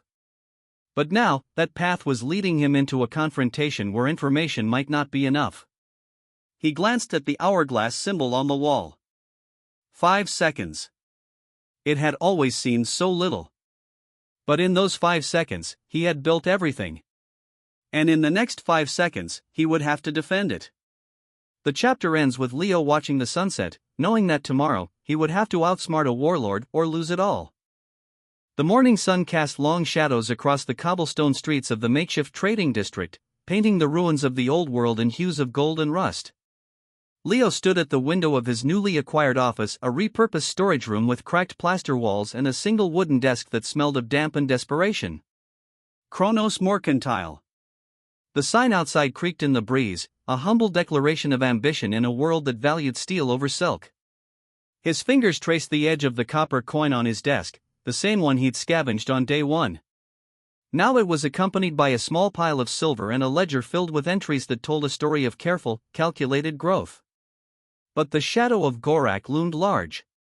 The Warlords' ultimatum echoed in Leo's mind: 50 coppers by sunset, or blood on the floor. "You're cutting it close," Maya said from the doorway, her arms crossed. She wore practical leathers, her dark hair tied back, but worry lines etched her forehead. "Sunsets in 8 hours. Do you have a plan, or are we running?" Leo turned, his expression calm. Running would only delay the inevitable. Gorak controls the northern quarter. If we flee, he'll hunt us down or seize our assets anyway. He tapped the ledger. "No, we're going to make him irrelevant." Maya stepped inside, closing the door. The room felt smaller with her presence, charged with tension. "How?" "He has 20 thugs armed with system-enhanced weapons. You have a rewind that works once an hour and ahead for numbers. That's not a fair fight." "It's not supposed to be a fight," Leo said, a faint smile touching his lips. "It's a transaction. And every transaction has a weakness if you know where to look." He opened the ledger to a page marked with charcoal. "Gorak's protection racket is his primary income. He extorts from every merchant in his territory. But he's overextended. I've been watching his movements. Every afternoon, he meets with his lieutenants at the Broken Axe Tavern to collect tribute. That's when his guard is down, and his tongue is loose." Maya leaned over the desk, her eyes scanning the notes. "You think you can overhear something useful? With your rewind?" "Exactly. My cooldown resets in 15 minutes. I'll be at the Broken Axe, listening. You stay here and monitor the market feeds. If I find a weakness, we'll need to move fast." She nodded, but her jaw tightened. "Leo, if this goes wrong." "It won't," he said, though the doubt gnawed at him. In his past life, he'd died bankrupt, powerless. This time, he had 5 seconds. 5 seconds to change everything. The Broken Axe Tavern was a dim, smoky den that smelled of stale ale and unwashed bodies. Leo slipped inside, keeping to the shadows near the entrance. The place was crowded with rough-looking men and women, their faces marked by scars and system notifications that glowed faintly in the dim light. Gorak held court at a large table in the center, a hulking figure with a beard woven with iron rings and eyes that missed nothing. Leo found a spot at the bar, ordering a cheap ale he had no intention of drinking. His heart hammered against his ribs. This was it, the moment his plan hinged on a sliver of time. He watched as merchants approached Gorak's table, handing over pouches of coins with trembling hands. Gorak's laughter boomed, a sound that promised violence. Then, as the afternoon wore on, Gorak leaned in to speak with his second-in-command, a wiry man named Kale. Their voices dropped, but Leo caught fragments: "Shipment from the mines, delayed, the eastern route is compromised." Leo's breath hitched. This was it. He focused, letting the world narrow to that conversation.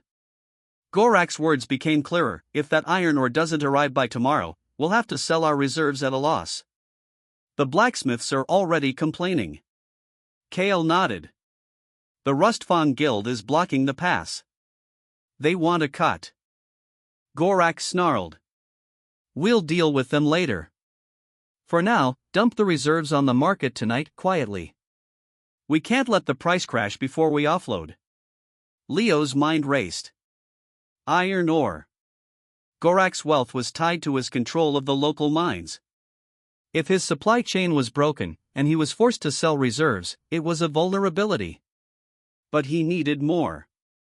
He needed the exact timing, the price points. He checked his mental clock. 3 minutes until rewind. He strained to listen, catching numbers: sell at 15 coppers per unit, midnight auction. Then Gorak's voice dropped to a whisper, and Leo lost the thread. His palms were slick with sweat. Come on, he thought. Give me something. A server bumped into him, sloshing ale on his sleeve. Leo jerked back, and in that moment of distraction, Gorak's meeting ended. The Warlord stood, his thugs forming a perimeter. Leo had missed the crucial detail. No. He wouldn't accept that. He closed his eyes, focusing on the skill within him. 5-second rewind. It hummed, ready. The world blurred at the edges, time folding back on itself. Leo blinked. He was back at the bar, the server approaching again. This time, he sidestepped smoothly, his attention laser-focused on Gorak's table. The conversation replayed, but now Leo leaned in, every sense heightened. Gorak's whisper carried through the din, the reserves are in Warehouse 4. Sell them at the midnight auction, but start the bidding at 12 coppers. We'll accept anything above 10. And keep it quiet. If the Rustfang Guild hears, they'll undercut us. Kale nodded. Understood. What about the merchant's tribute? Double it next week, Gorak said, grinning. They'll pay, or they'll bleed. Leo's blood ran cold, but his mind was already calculating. Warehouse 4. Midnight auction. Reserve price of 10 coppers per unit. The current market price for iron ore was 18 coppers, inflated by Gorak's control. If he dumped his reserves at 10, it would trigger a panic sell-off, crashing the price. But if Leo acted first... He slipped out of the tavern, the rewind's afterglow fading. He had his weakness. Now, to weaponize it. Back at the office, Maya was pacing. Well, she demanded as Leo entered. Warehouse 4. Gorak's iron ore reserves. He's selling them at midnight, starting bid 12 coppers, but he'll accept 10, Leo said, striding to the desk. He grabbed a piece of parchment, scribbling notes. Current market price is 18. If we short sell iron ore futures now, and his sale crashes the price, we'll profit on the difference. Maya's eyes widened. Short selling? Leo, that's risky. If the price goes up instead. It won't, Leo interrupted. Because we're going to ensure it crashes. I need you to spread a rumor. Quietly. Use your contacts. Say that the Rustfang Guild has seized the mines, and Gorak's supply is gone. It'll create doubt, drive prices down before the auction even starts. She hesitated. And if Gorak finds out we're behind it? He'll be too busy going bankrupt to care, Leo said, his voice cold. We'll use all our capital, every copper we have, to short sell. Then, when the price bottoms out, we'll buy up his assets for pennies. His territory, his warehouses, everything. Maya stared at him, a mix of awe and fear in her eyes. You're not just avoiding a fight. You're obliterating him. In this world, money is the sharpest blade, Leo murmured, looking out the window. The sun was beginning to dip toward the horizon. Now, let's move. We have 6 hours until midnight. The next hours were a frenzy of activity. Maya disappeared into the network of informants and traders, her whispers spreading like poison. Leo stationed himself at the market hub, a crowded plaza where system interfaces flickered in the air, displaying commodity prices. He watched as the rumor took hold. The price of iron ore began to dip, 17 coppers, then 16. Nerves fluttered in his stomach. This was the moment his past life had trained him for, not with strength, but with timing. He placed the short sell orders, leveraging every coin Kronos Mercantile owned. The system accepted them with a cool, digital chime. Now, he waited. As dusk fell, Gorak's enforcers appeared on the streets, their presence a grim reminder of the deadline. Leo ignored them, his eyes fixed on the market feed. The price hit 15 coppers. Then, as midnight approached, the auction began. Leo watched through a scrying orb, a low-grade system item that allowed remote viewing of public auctions. Warehouse 4 was a cavernous space filled with crates of iron ore. Gorak stood on a dais, his face thunderous as the bidding opened at 12 coppers. Silence greeted him. 12 coppers, he bellowed. This is prime ore. No takers. The rumor had done its work. Leo saw Kale whispering urgently in Gorak's ear. The Warlord's expression darkened. Fine. 10 coppers. Starting at 10. A few hesitant bids came in, but the price stalled at 11 coppers. Gorak, desperate, accepted. The sale went through at a massive loss. The market feed flashed, iron ore price plummeting to 9 coppers, then 8. Leo's short sells triggered, automatically buying back at the lower price. The profit flooded in, silver coins materializing in his inventory, a cascade of wealth that made his head spin. He'd just multiplied his capital tenfold.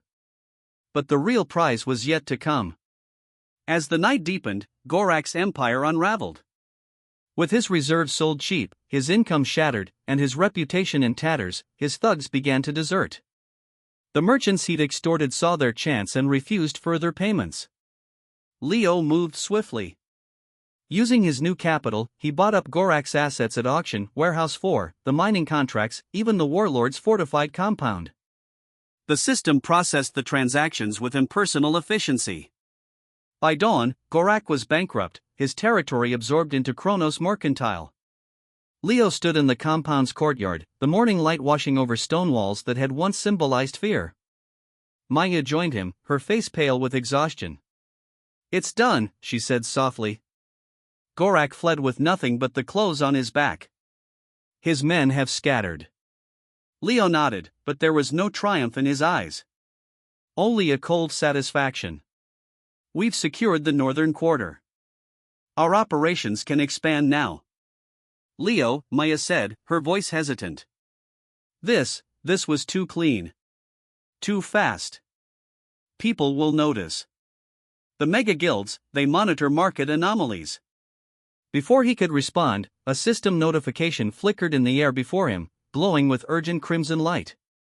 It was a message, marked with the seal of the Ironclad Syndicate, the same megaguild he'd overheard in Chapter 2. Leo's blood froze as he read it aloud. To Leo of Kronos Mercantile, your recent financial activities have been flagged for audit. Profits exceeding statistical probability by 500%. An investigation team will arrive within 24 hours to examine your records and methods. Non-compliance will result in asset seizure and termination. Signed, Executive Forelag of the Ironclad Syndicate. Maya gasped. They know. Or they suspect. Leo stared at the message, the words burning in his vision. The cliffhanger of his success had just turned into a noose. The Mega Guild was coming, and they wouldn't be swayed by rumors or market tricks. They would tear apart his empire looking for the cheat they couldn't comprehend. He took a deep breath, the weight of the apocalypse settling on his shoulders. Then we'll have to be ready, he said, his voice barely a whisper. Because if they find out about my rewind, we're not just bankrupt. We're dead. The sun rose higher, but the shadow of the investigation loomed larger, threatening to swallow everything he'd built. The morning sun filtered through the grimy windows of Kronos Mercantile's new headquarters, a 3-story building that had once been Gorak's command center. Leo stood at the window, watching dust motes dance in the light. The air smelled of old stone and fresh ink, a combination that should have felt like victory. Instead, it tasted like anticipation. He ran a hand through his hair, the copper coin he'd started with now a weightless memory in his pocket. The building around him was proof of how far he'd come, ledgers stacked neatly on oak desks, maps of trade routes pinned to walls, and the quiet hum of a dozen clerks working in the room below. Maya had insisted on hiring them. We look legitimate this way, she'd said. Legitimacy. The word felt foreign on Leo's tongue. They're here, Maya's voice came from the doorway. She leaned against the frame, her usual confident posture tightened by tension. Her dark hair was pulled back sharply, emphasizing the shadows under her eyes. 3 carriages. Black, with the syndicate's emblem on the doors. Leo didn't turn. How many? 5. Led by someone named Kale. Cold-looking bastard, according to the runner. Kale. Leo had heard the name whispered in tavern corners, the ironclad syndicate's chief auditor, a man who'd dismantled 3 smaller trading companies in the past month alone. Not through force, but through paperwork. Through finding the single loose thread in a financial tapestry and pulling until everything unraveled. Show them to the conference room, Leo said, his voice steady. Offer refreshments. Tell them I'll be down in 5 minutes. Maya hesitated. Leo. 5 minutes, he repeated, and this time he turned to meet her gaze. I need to check something. She nodded, disappearing down the hall. The moment she was gone, Leo closed his eyes. His skill, 5-second rewind, hummed in his mind, a quiet, persistent presence like a second heartbeat. He'd used it an hour ago to correct a calculation in a supply contract, leaving it ready for use now. 5 seconds. Enough to overhear a whispered secret, to glimpse a document before it was tucked away, to change a single word in a conversation. It had built empires from copper. Today, it needed to defend one. He walked to his desk, opening a ledger. The numbers there were perfect, too perfect, perhaps. Every trade documented, every profit explained through shrewd market timing and insider information that could theoretically have been gathered through conventional means. Maya had spent nights fabricating sources, anonymous tips from disgruntled guild members, observations from hired scouts, lucky guesses. It was a house of cards, but it was their house. Leo took a deep breath, then activated his rewind. The world blurred, not dramatically, but like a skipped heartbeat. The light from the window shifted slightly, the dust motes reversing their dance.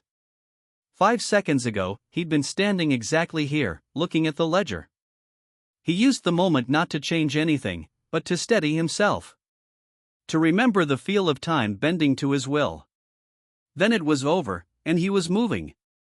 Downstairs, the conference room was already thick with tension. The 5 auditors sat on one side of the long oak table, their postures identical, back straight, hands resting on folders, eyes scanning the room with detached efficiency. They wore dark gray uniforms with the syndicate's Iron Fist emblem on the shoulders. At their head was Kale. Leo had expected someone older, but Kale couldn't have been past 30. His hair was pale blonde, cut short, and his eyes were the color of winter sky, clear and devoid of warmth. He didn't stand when Leo entered, merely nodded once. Leo of Kronos Mercantile, Kale said.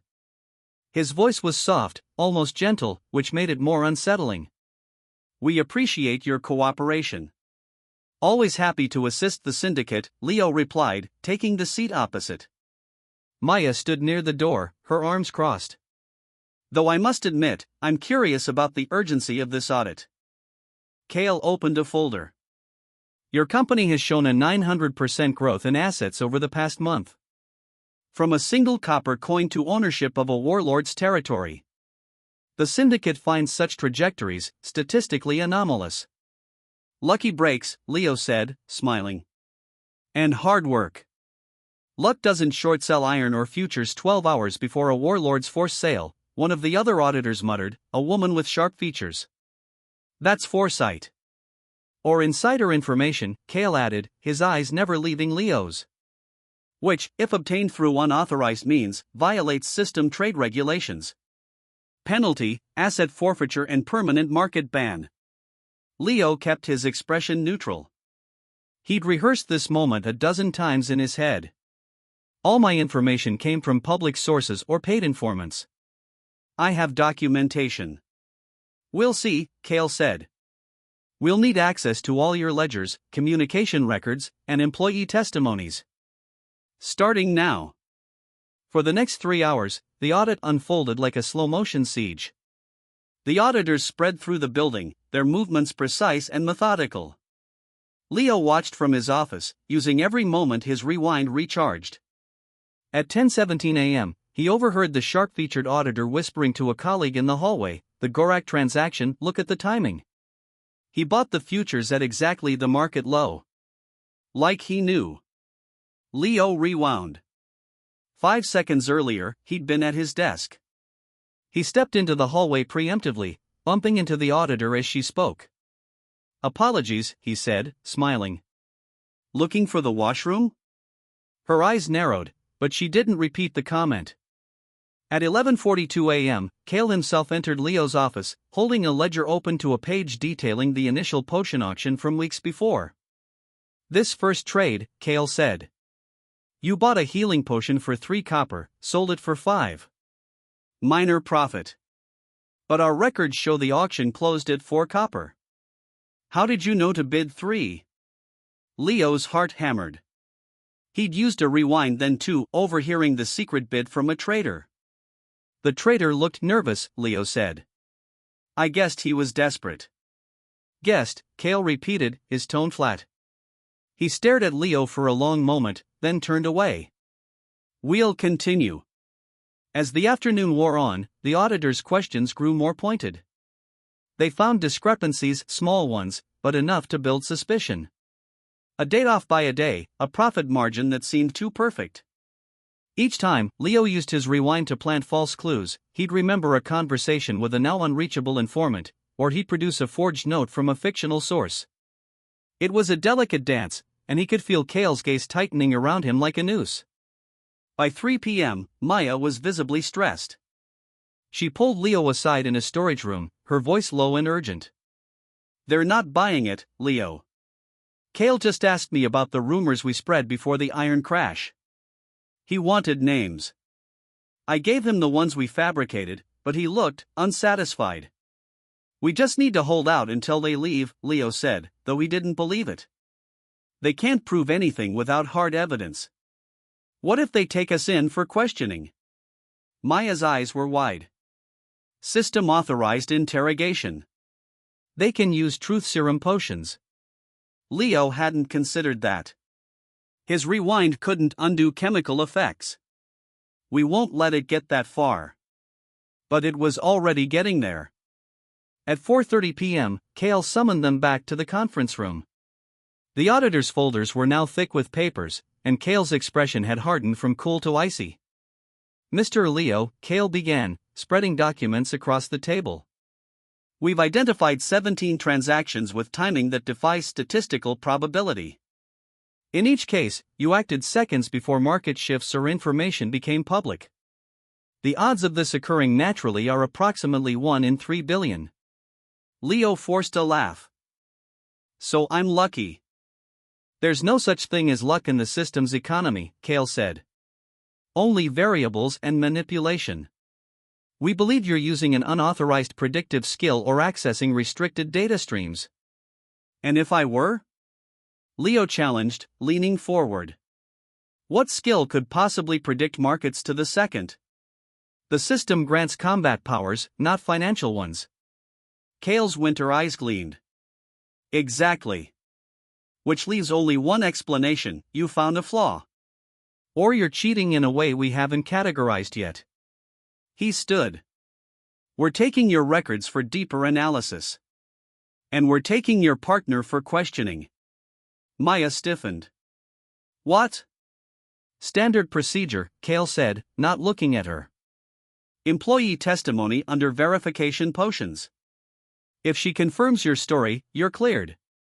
If not..." He let the implication hang. Leo's mind raced. His rewind was charged, he could use it now, but to do what? Overhear Kale's next order? Change a word? It wouldn't stop this. He saw the moment unfold, Maya being led away, the potion forcing her to reveal everything, his empire crumbling. He had to act. "Wait," Leo said, standing. "Question me instead. I'm the owner. Maya just follows orders." "You'll have your turn," Kale said, nodding to 2 auditors who moved toward Maya. "But she's less likely to be prepared." Maya shot Leo a panicked look as the auditors took her arms. "Leo!"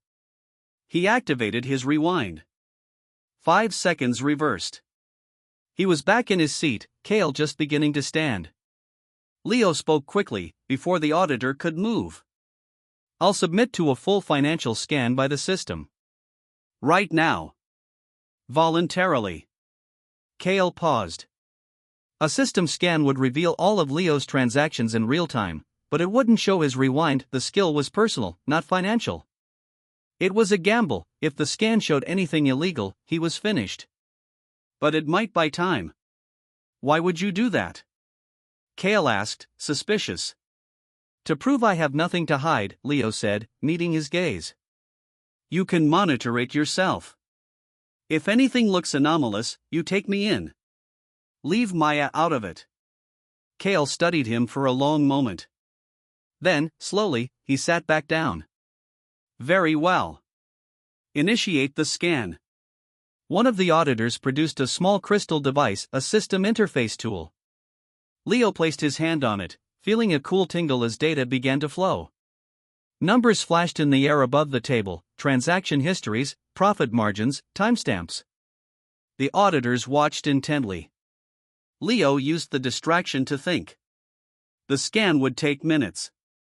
He had one rewind left before the hour reset.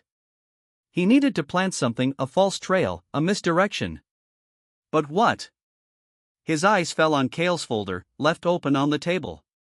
Inside, he saw a note in the margin, check connection to infobroker networks. Infobrokers. That was it. As the scan reached its halfway point, Leo suddenly knocked over a cup of water on the table. Clumsy, he muttered, reaching for a cloth. In the confusion, he used his rewind. 5 seconds earlier, he'd seen the note. Now, as he reached for the cloth, he accidentally brushed against Kale's folder, leaving a damp spot near the word infobroker. When he straightened, he said, sorry about that. You know, if you're looking for leaks, you should check the Black Bazaar networks. I hear they've been selling syndicate data lately. Kale's eyes snapped to him. What do you know about that? Just rumors, Leo said innocently. But if someone were using illegal info, that's where they get it, right? Not from some weak skill like mine. He could see the doubt creeping into Kale's expression. The auditor glanced at the wet note, then back at Leo. The scan finished, showing nothing but legally ambiguous timing. Clean, the sharp-featured auditor reported, though she sounded reluctant. Kale stood again, his movements slower now. We'll investigate the bizarre lead. But this isn't over, Mr. Leo. We'll be watching. He gathered his team, and they left without another word. The door closed behind them, leaving Leo and Maya alone in the sudden silence. Maya sank into a chair, trembling. That was too close. Leo nodded, his own hands steady only through force of will. They'll be back. And next time, they won't ask questions. What do? We prepare, Leo said, looking out the window at the retreating carriages. And we make sure they never get this close again. But even as he spoke, he knew it was a lie. The syndicate had seen through his first layer of defense. The next layer would have to be stronger. And somewhere in the back of his mind, a cold thought settled. Kale hadn't believed the bizarre diversion. He'd just chosen to retreat and regroup. The sun dipped lower, casting long shadows across the room. Leo turned to Maya, about to suggest they review their security, when a runner burst in, a young boy they'd hired for messages, his face pale. Mr. Leo, he gasped.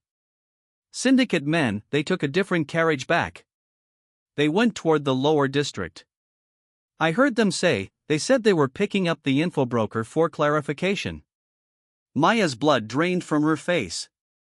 They mean me. They're coming for me. Leo's rewind was still charging, 40 minutes left. He had no 5-second advantage, no way to overhear their plan. He looked at Maya, at the fear in her eyes, and felt a cold certainty settle in his gut. Go, he said. Now. Use the back tunnels. I'll hold them off. Leo. Go. She fled, her footsteps echoing down the hall. Leo stood alone in the conference room, the audit papers scattered like fallen leaves. He could hear the distant rumble of carriage wheels approaching, growing louder. They weren't here for another audit. They were here for a capture. He had no rewind, no hidden advantage. Just the knowledge that he'd pushed too far, too fast, and now the system he'd sought to gain was closing in around the one person he couldn't afford to lose. The door downstairs crashed open. Heavy boots on stone. Voices, sharp and commanding. Leo took a deep breath, straightening his jacket. He would talk, delay, bargain. But as he walked toward the stairs, he knew with chilling clarity, Maya was already in their sights. And by the time his rewind recharged, it might be too late. The back tunnels of Kronos Mercantile smelled of damp stone and desperation. Leo crouched in the shadows, his breath fogging in the chill air. 5 minutes had passed since Maya had fled, 5 minutes since the ironclad syndicate's enforcers had stormed his trading floor, their polished boots echoing with intent. He'd sent her away with a hissed warning and a pouch of gold, but now, alone in the gloom, the weight of his decision pressed down like a physical force. Maya was more than a partner. She was the only person in this brutal system apocalypse who didn't look at his 5-second rewind with pity or scorn. She'd seen its potential, helped him weave it into a web of profit and power. And now the syndicate had her. The runner's message had been terse, delivered by a wide-eyed street urchin. They took her to the Spire. Kale's orders. The Spire. Ironclad Syndicate's headquarters, a towering monolith of black alloy that pierced the smog-choked skyline, a symbol of corporate might in a world gone mad. Breaking in was suicide. But leaving Maya to Kale's truth serum interrogation? That was worse. Leo's fingers tightened around the single copper coin he always carried, a reminder of his first rewind, his first glimpse of this power's true use. Not for battle. For business. For moments like this. He stood, brushing grit from his merchant's tunic, plain, unassuming, the uniform of a man who shouldn't be here. His mind raced. The Spire's security was legendary: biometric scanners, patrolling constructs, and system-enforced lockdown protocols. But every system had flaws. And Leo had 5 seconds to find them. The streets outside were a cacophony of survival. Vendors hawked monster cores, mercenaries bargained for gear, and the ever-present hum of the system's interface panels cast a blue glow over the rubble. Leo moved through the crowds like a ghost, his eyes fixed on the Spire's distant peak. It loomed over the district, a dark finger pointing toward a sky streaked with the auroras of dimensional rifts. He'd never been inside, no small-time merchant had, but he'd studied its rumors. Kale's audit had been a warning shot, this was the full assault. At the Spire's base, a plaza of polished obsidian reflected the chaos. 2 enforcers in Syndicate Crimson stood at the main entrance, their expressions bored beneath helmets that shimmered with defensive runes. Leo ducked behind a cargo loader, his heart hammering. Direct approach was impossible. But there were other ways in. Servant entrances. Maintenance ducts. He'd overheard snippets during the audit, Kale complaining about lazy techs and code rotations. If he could get close enough. He checked his internal clock. 53 minutes until his 5-second rewind recharged. He'd used it twice during the audit to plant false ledgers, and the cooldown stretched like an eternity. But he didn't need it yet. He needed information. A side alley led to a delivery bay, where a hovercart was being unloaded by a harried-looking man in gray coveralls. Leo approached, his posture slumping into the weary shuffle of a low-level clerk. "Hey," he called, his voice raspy. "Kale sent me. Need to verify the shipment codes before ascension." The man glared. "Verifications at the front desk." Scram. Leo didn't flinch. He'd played this game before.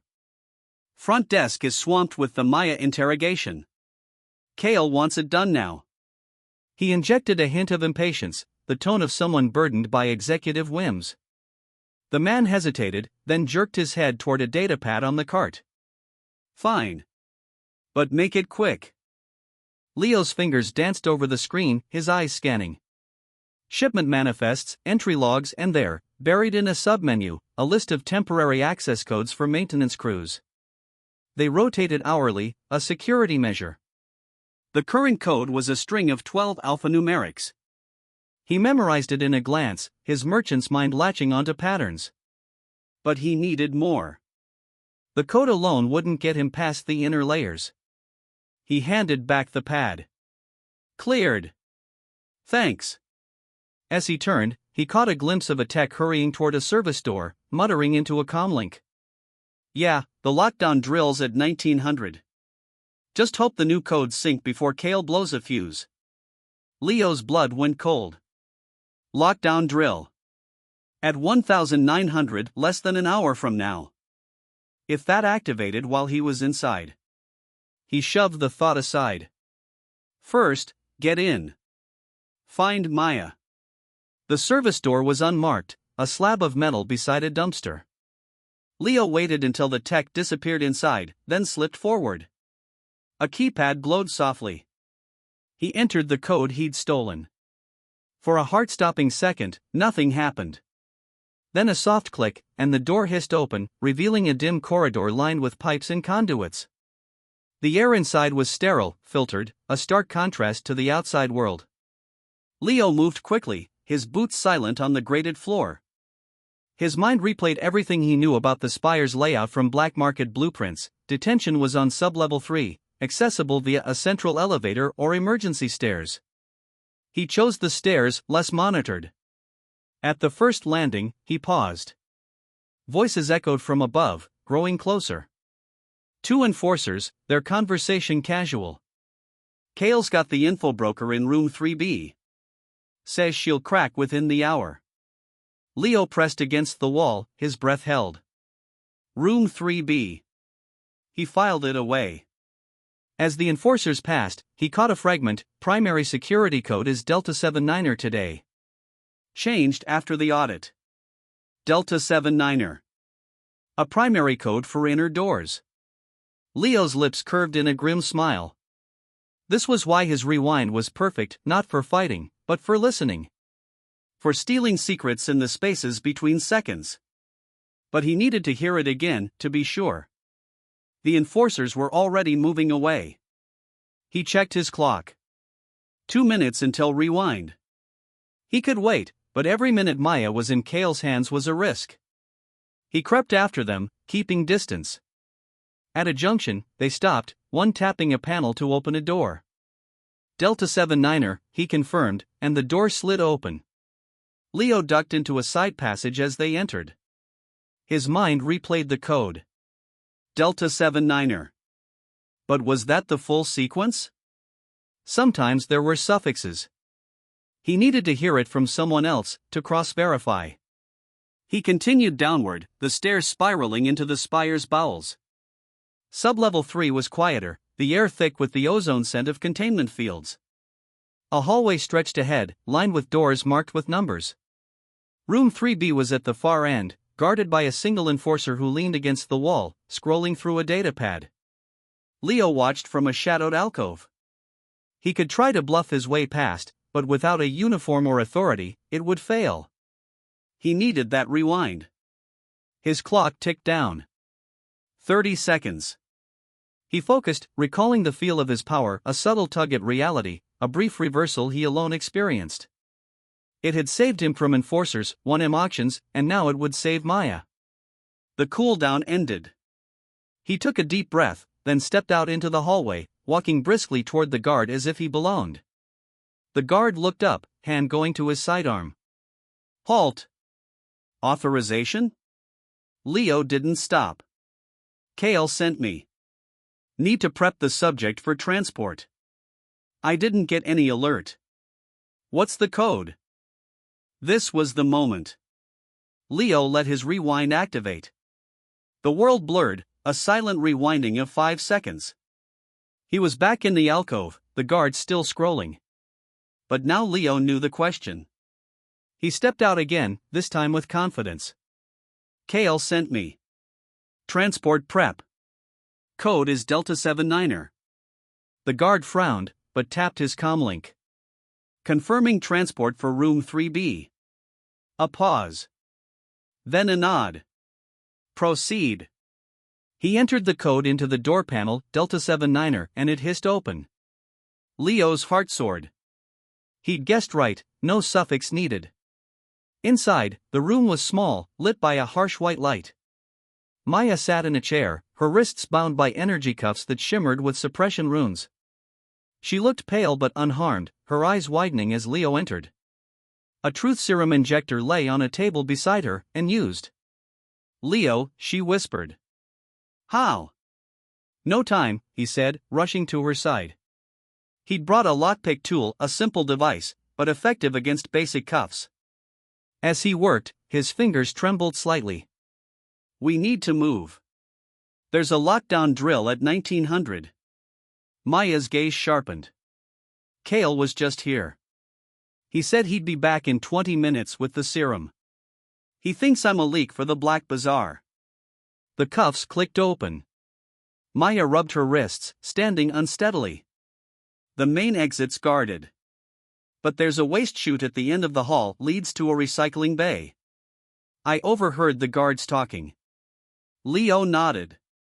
Of course, she'd already gathered intel. That's why she was valuable. They slipped out, the door closing behind them. The guard was distracted, his back turned. They moved silently toward the chute, a narrow hatch in the wall. Leo pried it open, revealing a dark shaft. "You first," he urged. Maya climbed in, her form disappearing into the darkness. Leo followed, the metal cold against his palms. The shaft descended for what felt like minutes, then opened into a cavernous room filled with sorting machinery and the acrid smell of refuse. The recycling bay was deserted, lit by flickering overhead lights. They dropped to the floor, crouching behind a conveyor belt. "We're on sublevel 5, Maya murmured. "There's an emergency exit to the streets, but it's sealed during drills." Leo checked his clock. 18:55, 5 minutes until lockdown. "We need to reach it before." An alarm blared, sharp and insistent. Red lights strobed across the bay. A synthesized voice echoed through the spire, "Lockdown initiated. All exits secured. Unauthorized movement will be met with lethal force."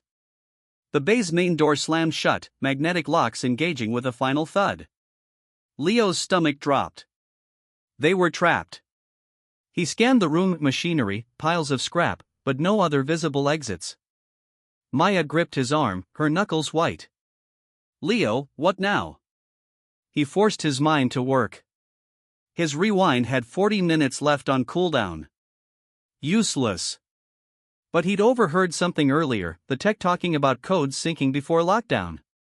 If the new codes hadn't synced yet, maybe the old ones still worked. But which door? The emergency exit was sealed, but there might be maintenance passages.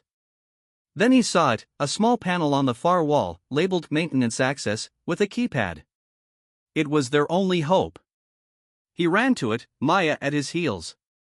The keypad glowed, awaiting input. What code? The primary code was Delta 79er, but that was for inner doors. This was external. He thought back to the delivery bay, the temporary codes rotated hourly. The one he'd memorized was outdated now, but if the sync was delayed. He entered the old code. Error. The panel beeped red. Maya's breath hitched. They've changed it. Voices echoed from a hallway beyond the bay, enforcers, responding to the alarm. Leo's mind raced. He had one shot. During the audit, he'd heard Kale rant about lazy techs using default codes. What was the default? Many system installations used a factory setting, 0000. A stupid risk, but in the chaos of an apocalypse, corners were cut. His fingers flew over the keypad. 0000. The panel blinked green. The door hissed open, revealing a narrow tunnel leading upward. "Go," he hissed, pushing Maya through. They scrambled into the tunnel, the door sliding shut behind them just as enforcers burst into the bay. The tunnel was dark, sloping upward, the air thick with dust. They climbed, lungs burning, until they emerged into a side alley behind the spire, the sounds of the city washing over them. Leo leaned against the wall, gasping. They were out. But as he looked back at the monolithic structure, the red lockdown lights still pulsing, he knew this wasn't over. Kale would realize Maya was gone. The hunt would intensify. Maya touched his shoulder. "Thank you," she said, her voice raw. He nodded, his mind already turning to the next move. His empire was exposed, his methods under scrutiny. But he'd saved her. For now, that was enough. As they melted into the crowds, the spire's shadow looming behind them, Leo felt the weight of the system's gaze, a cold, calculating presence that had just taken notice. The real game was about to begin. The alley behind the ironclad syndicate spire was a narrow canyon of stained concrete and overflowing dumpsters, the air thick with the smell of rotting garbage and ozone from the system's energy barriers. Leo leaned against the cold wall, his breath coming in ragged gasps.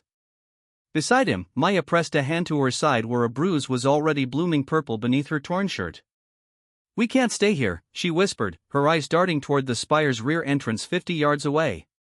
"Kale will have every enforcer in the district looking for us within minutes." Leo nodded, his mind racing. The system lockdown had sealed the main exits with shimmering blue energy fields, but they'd escaped through a maintenance tunnel using the default code 0000, a pathetic oversight by the syndicate's security team. Now they were exposed, two fugitives in a city where the syndicate owned the streets. "My apartment's compromised," Maya said. "They raided it before they took me. All my data terminals, my backup drives." "We need to get to one of my safe houses," Leo said, pushing off from the wall. "But first, we need to know if they've already moved on them." He closed his eyes, focusing on the familiar sensation that had become as natural as breathing over these past weeks. 5-second rewind. The world didn't so much reverse as stutter, a brief, disorienting flicker where time folded back on itself. 5 seconds ago, he'd been leaning against the wall. Now he was standing upright, the memory of the conversation with Maya fresh in his mind, but the words unsaid. In those 5 seconds of rewound time, he'd done what he always did, observed. Not the alley, not Maya, but the spire itself. His eyes had scanned the building's exterior, looking for what he'd missed in their frantic escape. And there it was, a service hatch on the 3rd floor, partially obscured by a ventilation unit, with a faded maintenance symbol painted beside it. "Wait," he said, grabbing Maya's arm as she started to move. "There's another way out of the district. Better than trying to cross syndicate territory." Maya stared at him. "How could you possibly know that? We just got here." "Trust me," he said, and began moving along the alley, keeping to the shadows. "The spire has old maintenance access points from before the system integration. Most guilds seal them up, but the syndicate's lazy about infrastructure. That hatch on the 3rd floor leads to a network of service tunnels that run under the financial district." "And how do you know about a specific hatch on a building we've never been in before today?" Maya asked, her voice tight with suspicion. Leo didn't answer. He couldn't explain the rewind, not fully, not even to Maya, who knew he had some kind of information-gathering skill but not its precise nature. The less she knew, the safer she was if the syndicate captured her again. They reached a fire escape ladder, its rungs rusted but still solid. Leo climbed first, his muscles protesting after the strain of the rescue. At the 3rd floor landing, he found the hatch exactly where his rewound memory had shown it, a metal door about 3 feet square, secured with a simple mechanical lock. "It's locked," Maya said, peering over his shoulder. Leo reached into his pocket and pulled out a set of lockpicks he'd taken from a syndicate enforcer during their escape. Not for long. 30 seconds later, the lock clicked open. The hatch swung inward on squealing hinges, revealing a dark tunnel that smelled of dust and old wiring. Leo pulled a small glowstone from another pocket, standard merchant gear for inspecting goods in dim warehouses, and activated it. Pale blue light illuminated a passageway barely tall enough to stand in, with pipes and conduits running along the ceiling. "This runs under the district," Leo said, his voice echoing slightly. "Comes out near the old bazaar. From there, we can get to my secondary safe house without crossing any syndicate checkpoints." Maya followed him into the tunnel, pulling the hatch closed behind them. "You're too prepared, Leo. It's unnatural." He glanced back at her, the glowstone casting strange shadows across her face. "In this world, being unprepared is a death sentence. You taught me that." They moved through the tunnel in silence, the only sounds their footsteps and the distant hum of the city above. Leo's mind wasn't on their escape, though. It was on the implications. Kale would know by now that someone had breached the syndicate's security. He'd review the logs, see the use of old codes, the bypass locks. He'd connect it to Leo, the merchant who kept making impossible trades, who kept slipping through the syndicate's fingers. And if Kale connected it, others would too. 2 hours later, they emerged from a storm drain outlet near the ruins of the old bazaar. The area was mostly abandoned now. After the system's arrival, most trade had moved to the digital marketplaces and guild-controlled auction houses. But the crumbling stalls and broken signage provided cover.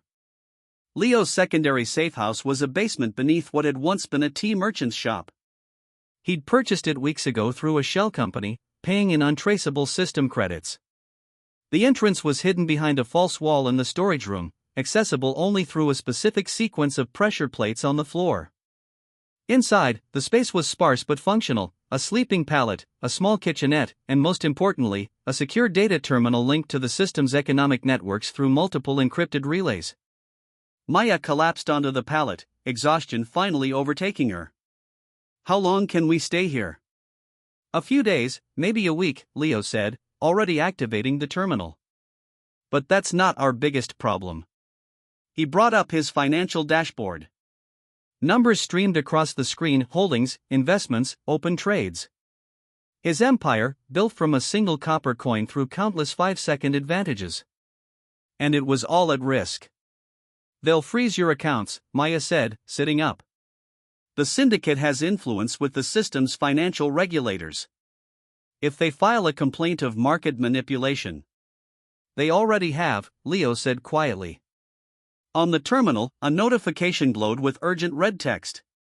Asterisk notice from System Economic Oversight, account L7743 under review for anomalous trading patterns. All assets temporarily frozen pending audit, asterisk. Maya came to stand behind him, her hands gripping the back of his chair. "How much?" "Everything," Leo said. "Every credit, every investment position, every commodity holding. Frozen." He should have felt panic. In his first life, losing everything had broken him. But now, he felt only a cold, calculating focus. This was a move in a game, not the end of it. "We need to," Maya began, but Leo cut her off. "Wait." He closed his eyes. 5-second rewind. The notification vanished from the screen. 5 seconds ago, he hadn't seen it yet. 5 seconds ago, he'd still had a few moments of ignorance. In those 5 seconds, he did what he always did with his rewind: he looked beyond the obvious. Not at the notification, but at the terminal's system logs. And there, buried in the data stream, he saw it: not just the freeze order, but the source. It hadn't come from the syndicate's complaint alone. It had been triggered by an automated flag from a higher authority. When time resumed, the notification reappeared. But now Leo knew more. "It's not just the syndicate," he said, his voice low. "The system itself is watching." Maya frowned. "What do you mean?" "The freeze order came through an automated audit protocol. Code designation A7. I've seen references to it before in system financial documentation. Arbiter 7. It's an AI that monitors for economic anomalies that violate system stability parameters. And we're an anomaly," Maya said flatly. "My trading patterns are," Leo corrected. "Consistent above-market returns with no apparent information source. To an AI that processes quintillions of data points, it must look like a glitch in reality." He began typing, accessing backdoor protocols he'd established weeks ago. The terminal screen split into multiple windows: account bypass routes, emergency liquidity pools he'd hidden in speculative derivatives, fallback identities with small but active balances. "What are you doing?" Maya asked. "What I always do," Leo said without looking up. "Adapting." Over the next hour, he worked with a feverish intensity. Using his rewind twice more, once to correct a mistyped access code, once to glimpse a security challenge response before it expired, he began dismantling his frozen empire and rebuilding it in pieces. Assets were transferred through shell companies, converted into untraceable commodities, then reinvested under new identities. It was a financial shell game on a massive scale, and he was playing it 5 seconds at a time. But with each transaction, he felt the system's attention tightening. Notifications piled up, secondary audits, trace alerts, integrity checks. The AI was learning, adapting to his methods. "Leo," Maya said suddenly, pointing at the terminal. A new message had appeared, not in the standard notification format, but in plain text directly on the screen, as if typed by an invisible hand. Asterisk entity designated Leo. Your economic activities have been flagged as reality anomalies. Cease all manipulative practices immediately. Comply with System Audit Protocol A7. Failure to comply will result in termination of economic entity status and deletion from financial networks. Asterisk. Below the message was a signature line, Arbiter 7, System Financial Stability Division. Leo stared at the words. Deletion from financial networks. In the system apocalypse, that wasn't just losing money, it was being erased from the economy entirely. No ability to trade, to buy, to sell. A death sentence slower than violence but just as final. They're going to delete you, Maya whispered, her face pale. No, Leo said, his fingers hovering over the keyboard. They're going to try. He didn't type a response. Instead, he initiated a series of trades so complex they made his earlier manipulations look like child's play. He short-sold syndicate-backed commodities, leveraged positions against guild currencies, triggered automated sell orders in markets the syndicate controlled. Each trade was timed to the second, each entry point chosen with the precision of a surgeon's scalpel. And with each trade, he used his rewind. 5 seconds to see how the market reacted. 5 seconds to adjust his bid. 5 seconds to avoid a trap. The terminal screens flashed with confirmation after confirmation. His hidden accounts swelled, then contracted, then swelled again as he moved wealth through the system like water through a sieve. He wasn't just trading, he was sending a message. To the syndicate, I'm still here. To Arbiter 7, you can't catch me. You're provoking them, Maya said, but there was no fear in her voice now, only awe. They already decided I'm a threat, Leo said, his eyes never leaving the screens. I'm just showing them what a threat looks like. For another hour, the dance continued. Leo's rewinds came exactly once per hour, each one a precious resource spent not on profit, but on survival. He avoided audit triggers, bypassed frozen accounts, stayed one step ahead of the AI's learning algorithms. And then, just as he was about to initiate another transfer, the terminal went dark. Not just the screen, the entire room. The glowstone flickered out. The hum of the ventilation system died. For a moment, there was only silence and absolute blackness. Then light returned, but not from any source in the room. It coalesced in the air above the terminal, forming into shimmering lines of blue-white energy that resolved into lines of text. Asterisk warning acknowledged. Non-compliance detected. Asterisk. Arbiter 7 escalating to direct intervention. Final notice, cease activities or face deletion. You have 12 hours. The words hung in the air, glowing with cold, impersonal authority. Then they faded, and the room's systems powered back on. The terminal screen showed normal displays again, as if nothing had happened. But everything had changed. Leo leaned back in his chair, his hands trembling slightly. Not from fear, from adrenaline. From the realization that he'd just been given an ultimatum by a god. 12 hours, Maya said, her voice barely audible. Leo stood up, his mind already racing through possibilities, strategies, contingencies. 12 hours to outmaneuver an AI that controlled reality itself. 12 hours to save everything he'd built. He looked at Maya, and for the first time since the rescue, he smiled. It wasn't a pleasant expression, it was the smile of a merchant who'd just been offered the deal of a lifetime. Then we'd better get to work, he said. We have a system to crash. The digital clock on Leo's makeshift desk blinked 3:47 a.m.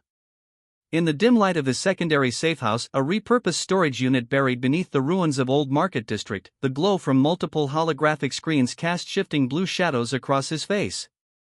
His fingers danced across the keyboard, each tap precise, calculated. On the central screen, Arbiter 7's warning message still hovered, blood-red text against a black background, * cease all anomalous activities within 12 hours or face deletion from economic networks.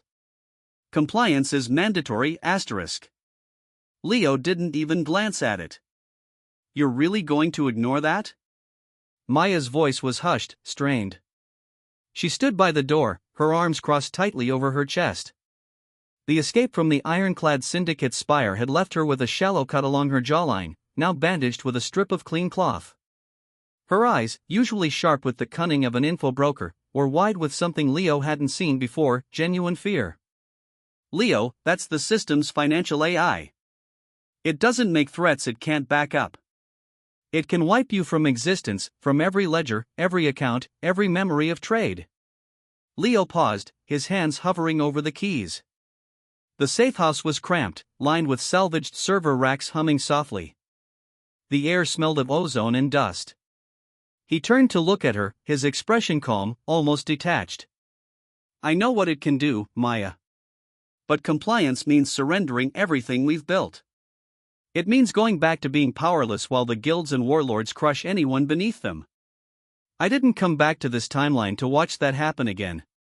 He gestured to the screens. Data streams flowed like rivers of light, stock prices from the system's global market, commodity reports from outpost settlements, encrypted guild ledgers he'd painstakingly cracked over weeks. Arbiter 7 sees me as an anomaly because I operate outside its predictive models. It can't comprehend a 5-second advantage. So it tries to delete the variable. But I'm not a variable, Maya. I'm a catalyst. Maya stepped closer, her boots scuffing against the concrete floor. A catalyst for what? Getting us both erased? For change, Leo said softly. His mind was already racing ahead, plotting the next move. The system's freeze on his assets had been a setback, but he'd anticipated it. Hidden accounts, shell companies registered under false identities in remote settlements, he'd built redundancies into his empire like layers of armor. And now, with Arbiter 7's warning ticking down, he saw not a threat, but an opportunity. If the AI was focused on him, it might overlook the bigger picture. He focused on the central screen, where the market data for 3 major guilds, the Ironclad Syndicate, the Bloodstone Consortium, and the Shadow Veil Mercenaries, flashed in real time. All 3 had been squeezing smaller traders, manipulating resource prices, and hoarding system-granted combat artifacts to maintain their dominance. In his past life, Leo had died bankrupt under their boot heels. Now, he had the means to strike back. Watch this, he murmured, more to himself than to Maya. His 5-second rewind was off cooldown, the skill's icon glowed softly in his peripheral vision, a tiny hourglass symbol only he could see. He took a deep breath, centering himself. The skill wasn't like the combat cheats others flaunted, it didn't enhance strength or summon fireballs. It was subtle, almost intimate. A reset of his personal timeline by exactly 5 seconds. Once per hour. Useless in a fight, but in the world of high-stakes trading, it was a superweapon. He focused on the Bloodstone Consortium's ledger, which he'd hacked earlier that night. It showed a massive, secret buy order for Ethereum crystals, a rare mineral used in high-end enchantments, scheduled to execute at 4 a.m. sharp.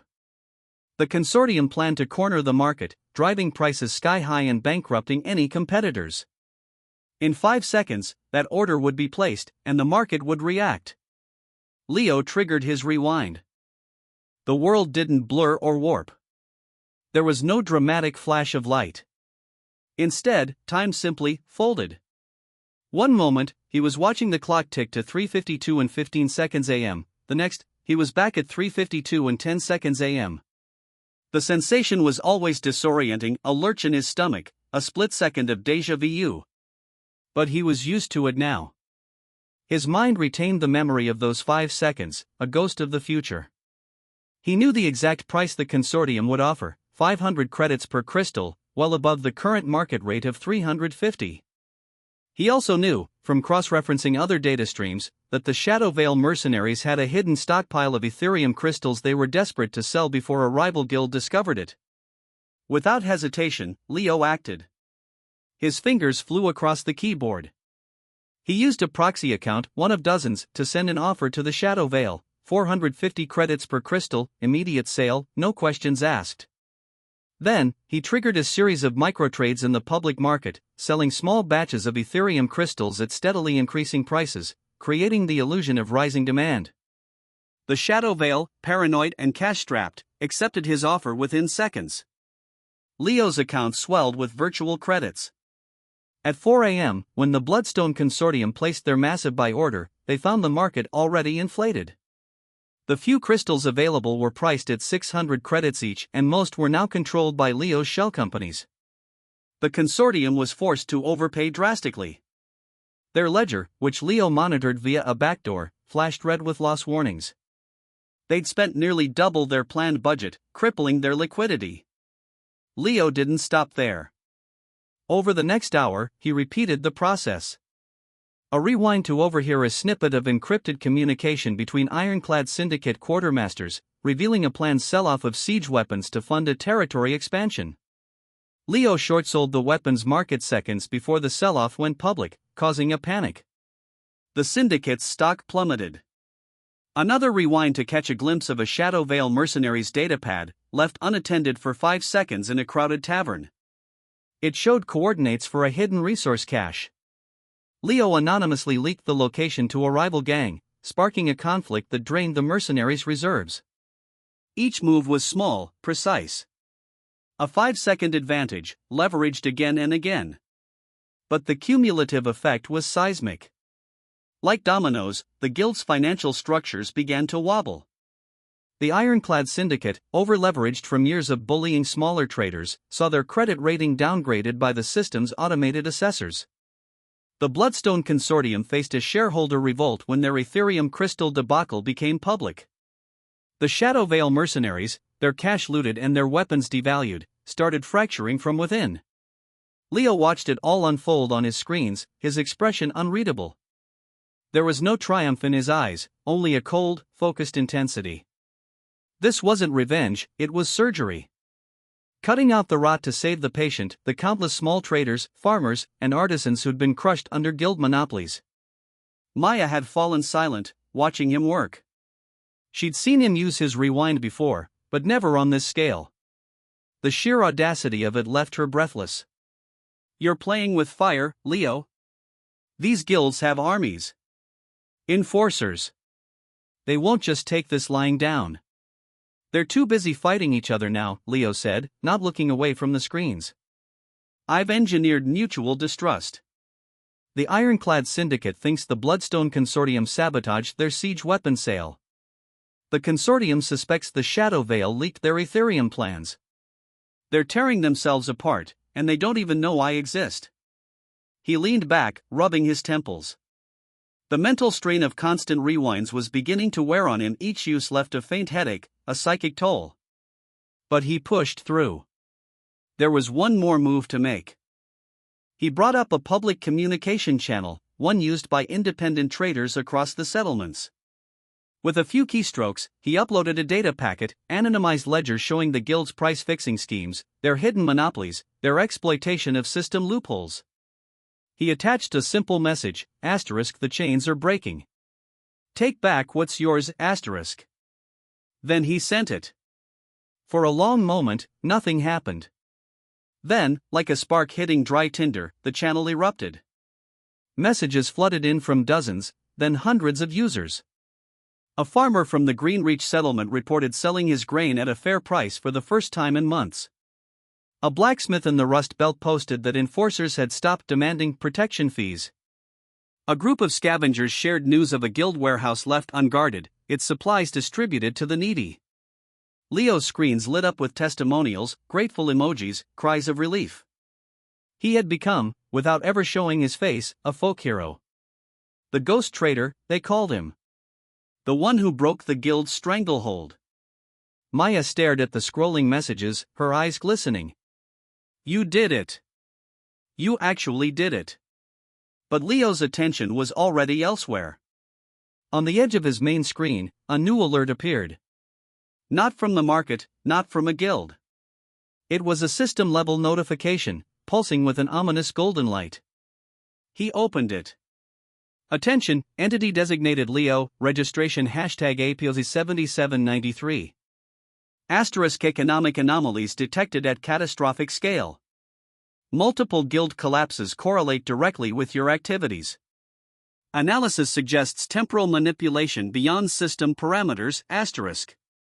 Asterisk, you are hereby classified as a reality anomaly. Asterisk. Asterisk, prior warning rescinded. Immediate audit required. Asterisk. Below the text, a countdown began, 60 seconds until audit initiation. Leo's blood ran cold. This wasn't a warning anymore. It was an execution order. Arbiter 7 wasn't giving him 12 hours, it was coming now.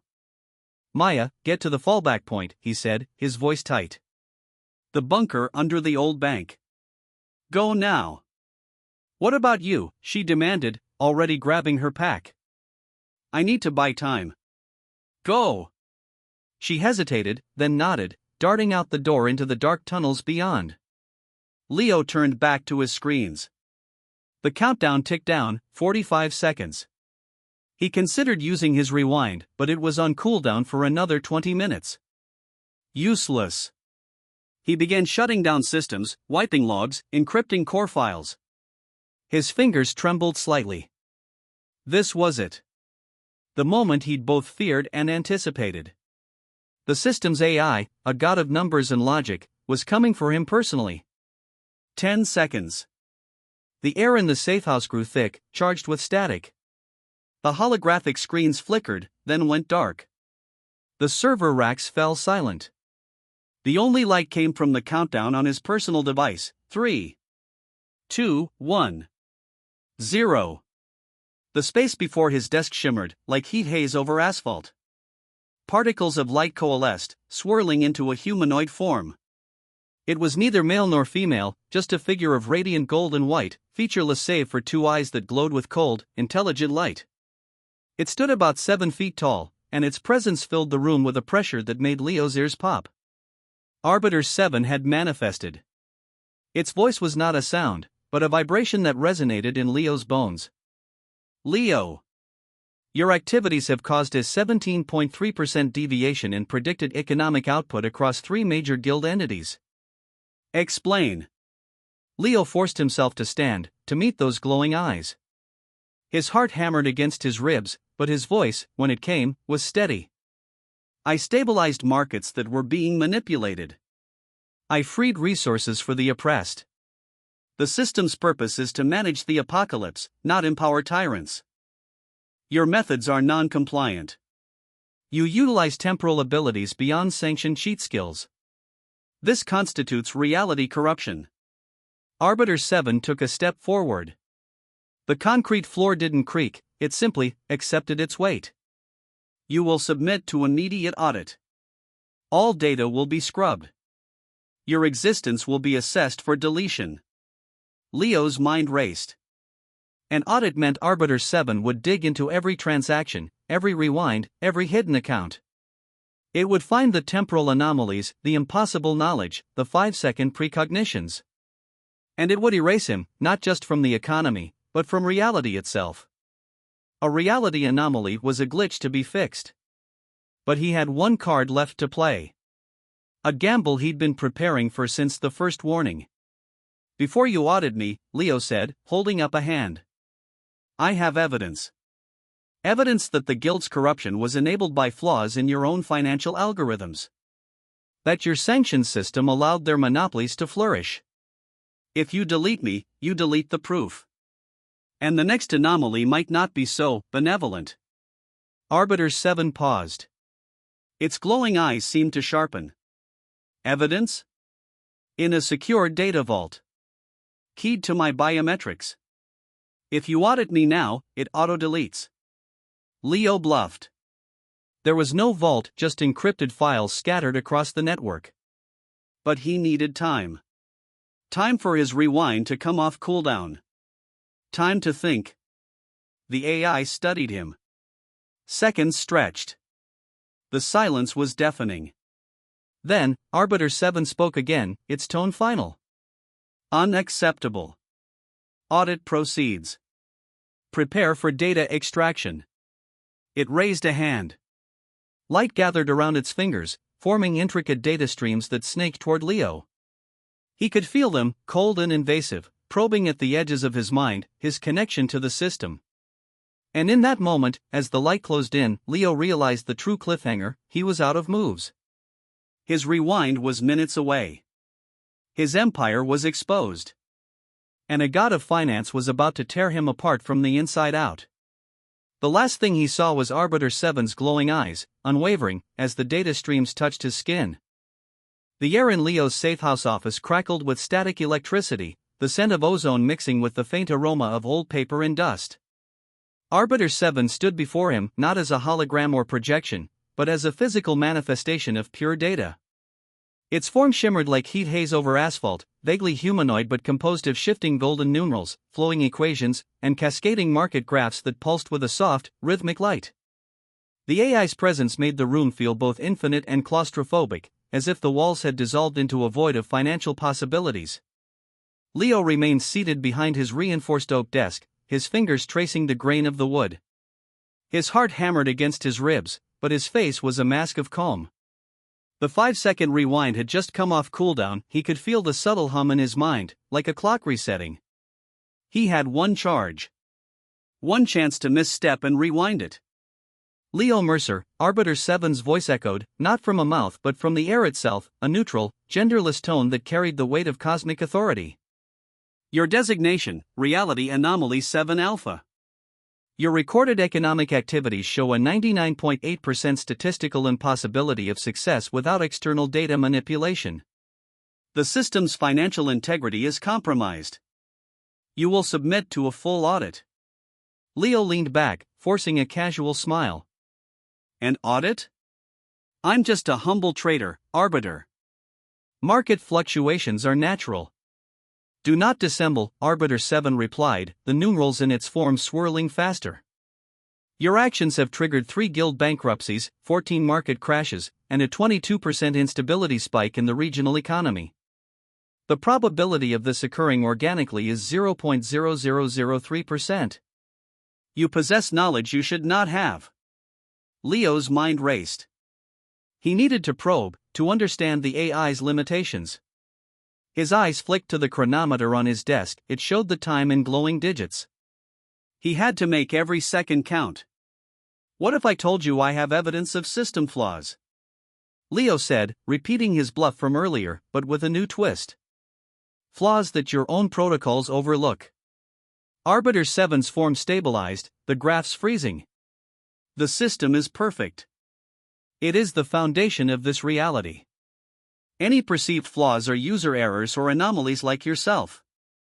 Then let's discuss rules, Leo pressed, standing up slowly. He walked to the window, looking out at the neon-lit streets of the Apocalypse settlement below. You're bound by financial regulations, aren't you? The system has rules for economic interactions. Correct, Arbiter 7 stated. Regulation Set 7 Beta governs all transactional integrity. It requires transparency, fairness, and adherence to temporal causality. Leo turned, his back to the window. Temporal causality. Interesting. So you can detect when someone breaks that? My sensors are attuned to chronological inconsistencies, Arbiter 7 said. Your activities show micro-disruptions, 5-second gaps in data alignment. Explain them. This was the moment. Leo took a deep breath. He needed to test the AI's reaction, to see if it could perceive the rewind itself or just its effects. He decided to gamble. I have a skill, Leo said, keeping his voice steady. It allows me to review information briefly. Like a photographic memory with a delay. Insufficient, Arbiter 7 replied, the numerals flashing red for a millisecond. Memory does not account for the precision of your market moves. You act on data before it is publicly available. This violates Regulation 7 Beta, Clause 12, no entity may use foreknowledge for profit without system authorization. Leo's palms were sweaty. He wiped them on his trousers subtly. The AI was sharp, but it was thinking in terms of rules, not loopholes. He needed to find the weakness in its logic. What if my skill is system authorized? Leo asked, raising an eyebrow. I was given it on day 1, like everyone else. Arbiter 7's form rippled, as if processing. All skills are logged. Yours is registered as 5-second rewind, classified as utility grade, non-combat. Its described function is personal timeline reversion. Using it for financial gain is an unintended application, a loophole, not authorization. So it knew the skill's name. Leo felt a chill. But the AI had just revealed something crucial. It saw this as a loophole, not a violation. That implied flexibility in interpretation. Loopholes exist because rules are imperfect, Leo said, stepping closer. The static in the air made his hair stand on end. You said the system is perfect, but here we are. Do not attempt to logic loop me, human. Arbiter 7's tone hardened slightly. My purpose is to enforce stability. Your actions create chaos. Therefore, you must be corrected or erased. Leo's mind clicked. Stability. That was the key. The AI valued economic stability above all. It was in its core programming. He needed to reframe his actions not as disruption, but as a correction to greater instability. What if I told you the guilds I toppled were the real source of chaos? Leo said, his voice gaining confidence. They were corrupt, manipulating markets, enslaving traders. I didn't break the economy, I surgically removed tumors. Arbiter 7 was silent for a long moment. The graphs in its form shifted, displaying rapid calculations.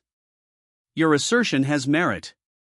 My data shows the Ironclad Syndicate had a 89% fraud rate, the Bloodstone Consortium 76%, the Shadow Veil Mercenaries 92%. However, your methods remain anomalous. You used non-standard data acquisition. Leo smiled inwardly. He was getting somewhere. But he needed more. He glanced at the chronometer. Only a few minutes had passed.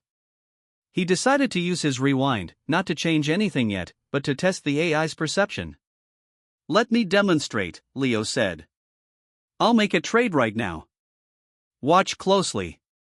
He pulled up a holographic trading interface on his desk, calling up the system's open market.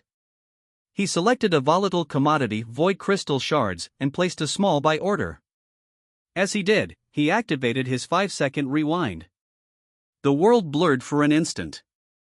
Leo felt the familiar sensation of time folding back, the air reversed its flow, the light dimmed and brightened, and he was 5 seconds in the past, standing at the window again.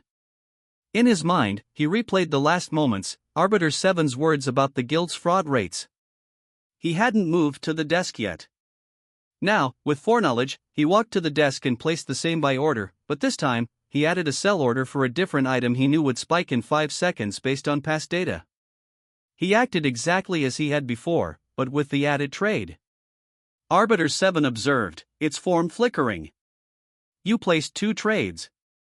The second was not in the original sequence. A temporal inconsistency detected. Leo's breath caught. The AI could see the rewind's effect, not the act itself, but the change in outcomes. That was dangerous, but also informative. It was bound by observing results, not preventing the cause. That's my skill in action, Leo said, keeping his voice even. I reviewed the data and adjusted. It's within my skill's parameters, personal timeline reversion. But the financial outcome is altered, Arbiter 7 countered. This creates an unfair advantage. Regulation 7 Beta, Clause 5, all market participants must operate in synchronous time. Leo seized on the word synchronous. Are you saying the system requires everyone to experience time linearly, without any skills affecting it? Correct, Arbiter 7 said. Skills that manipulate time for combat or utility are tolerated if they do not disrupt economic synchronicity. Yours does. Then why is it allowed at all? Leo pressed, his mind racing. If my skill breaks synchronicity, why wasn't it disabled? Arbiter 7's form glitched slightly, the numeral stuttering. The system's skill allocation is randomized and immutable post-activation. Disabling a skill requires a unanimous vote from the Financial Council, which has not convened in 47 apocalypse years. This is a procedural gap. Bingo! A procedural gap.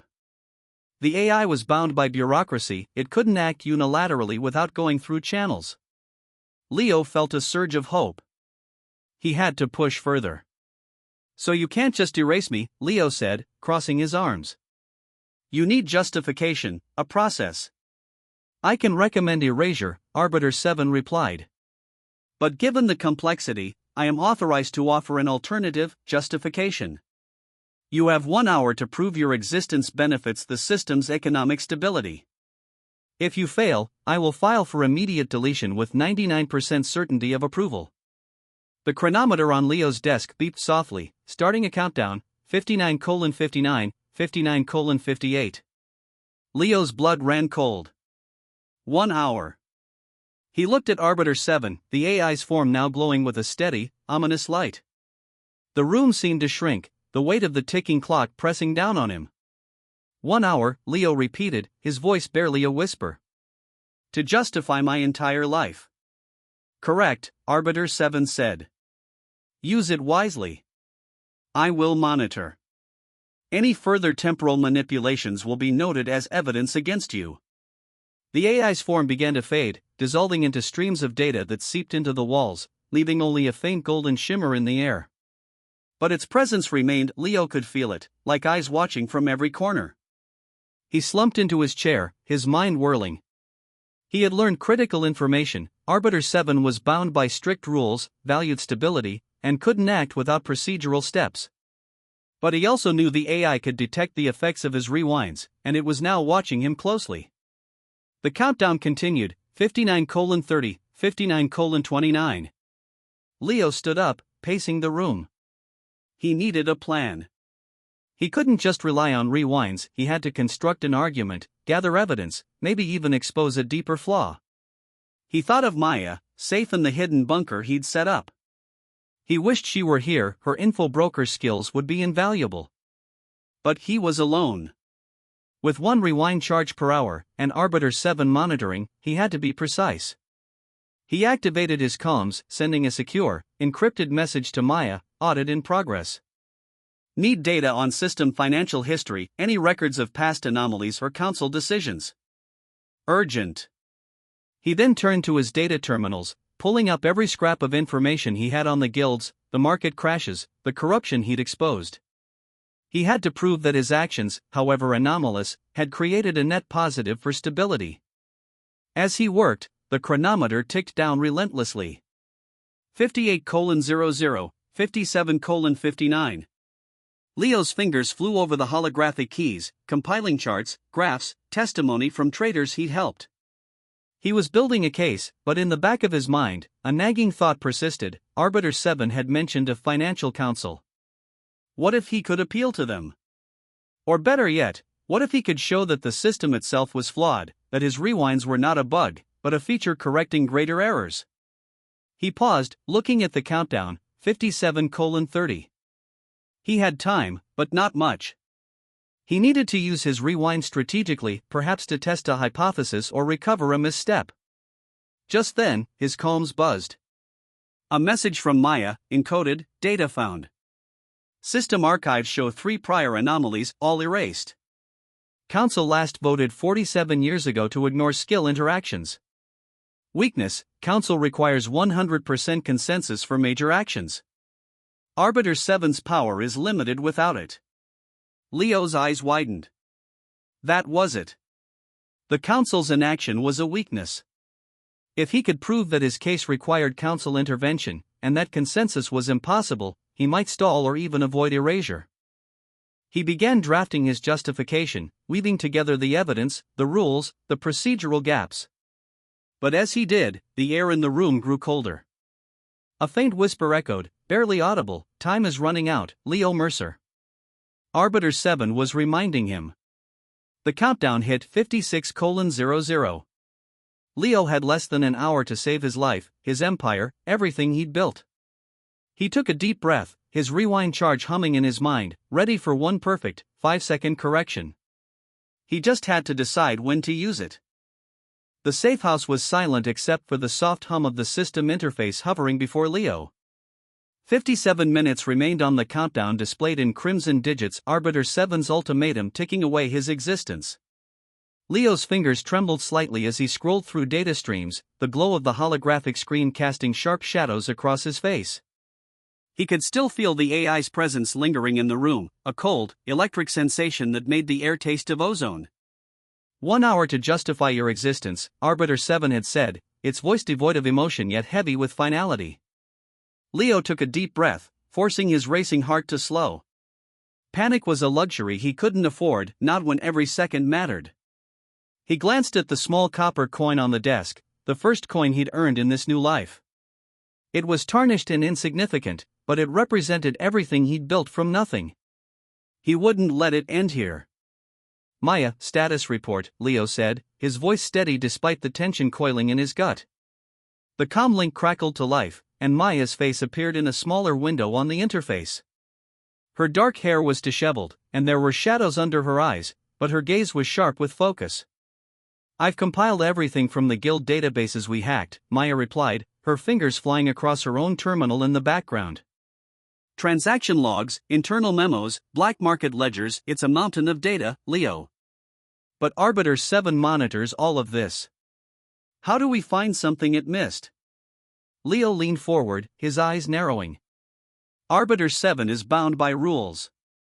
It values economic stability, but it's programmed to detect anomalies, not interpret intent.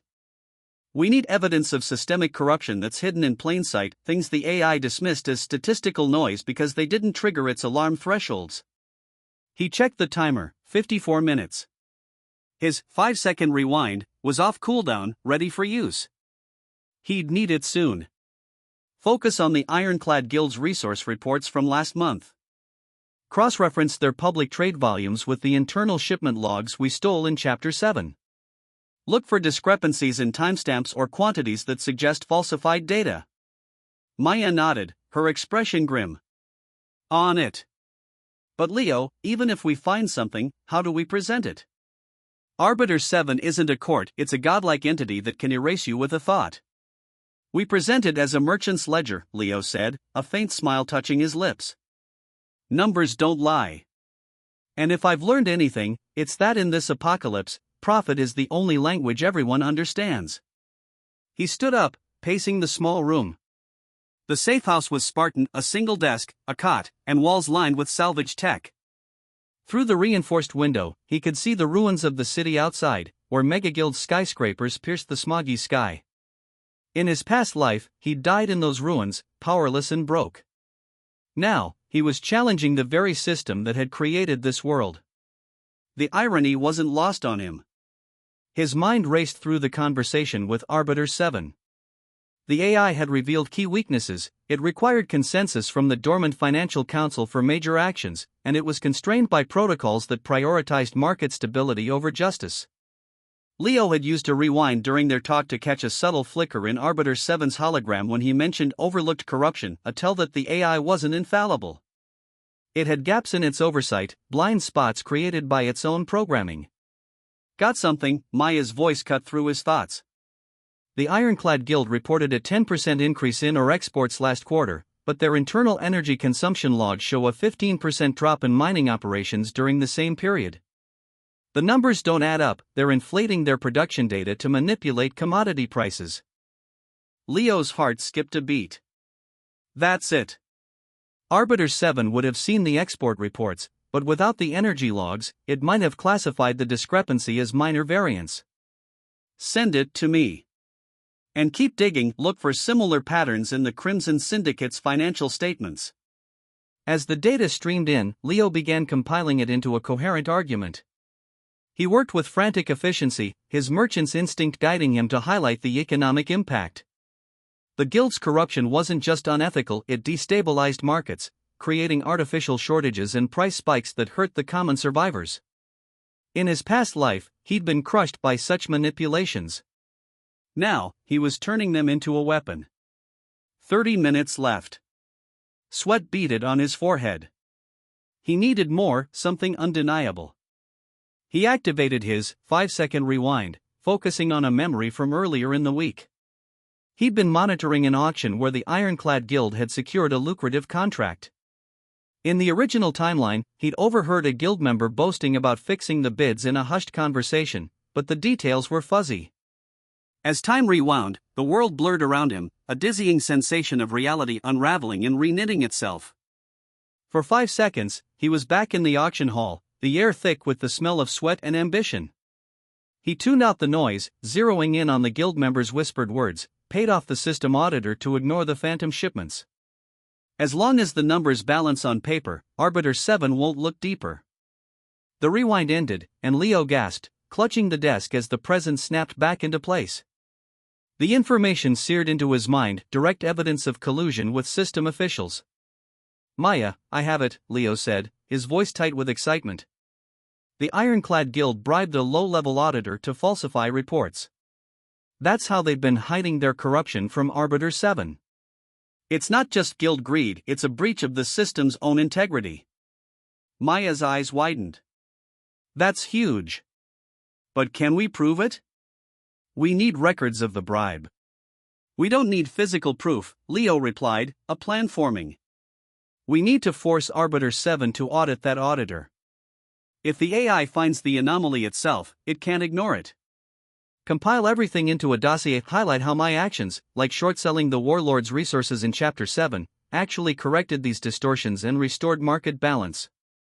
He worked feverishly, weaving the data into a narrative. His rise from a single copper coin wasn't just luck or cheating, it was a corrective force. By exposing guild manipulations, he'd prevented larger economic crashes, like the one he'd narrowly avoided in Chapter 3. He'd created jobs in absorbed territories, stabilized local currencies, and provided information that helped small traders survive. In a world ruled by brute force, he'd weaponized information to build something resembling order. 15 minutes left. Leo finished the dossier, a digital packet of charts, logs, and analysis. He titled it The Merchant's Defense: How Insider Knowledge Stabilizes a Broken Economy. His hands were steady now, the initial fear replaced by a cold determination. This was his trial, and he was ready to plead his case. As the countdown hit 5 minutes, the air in the room chilled. A hologram flickered to life. Arbiter 7 manifested before him, its form a shifting constellation of light and data streams.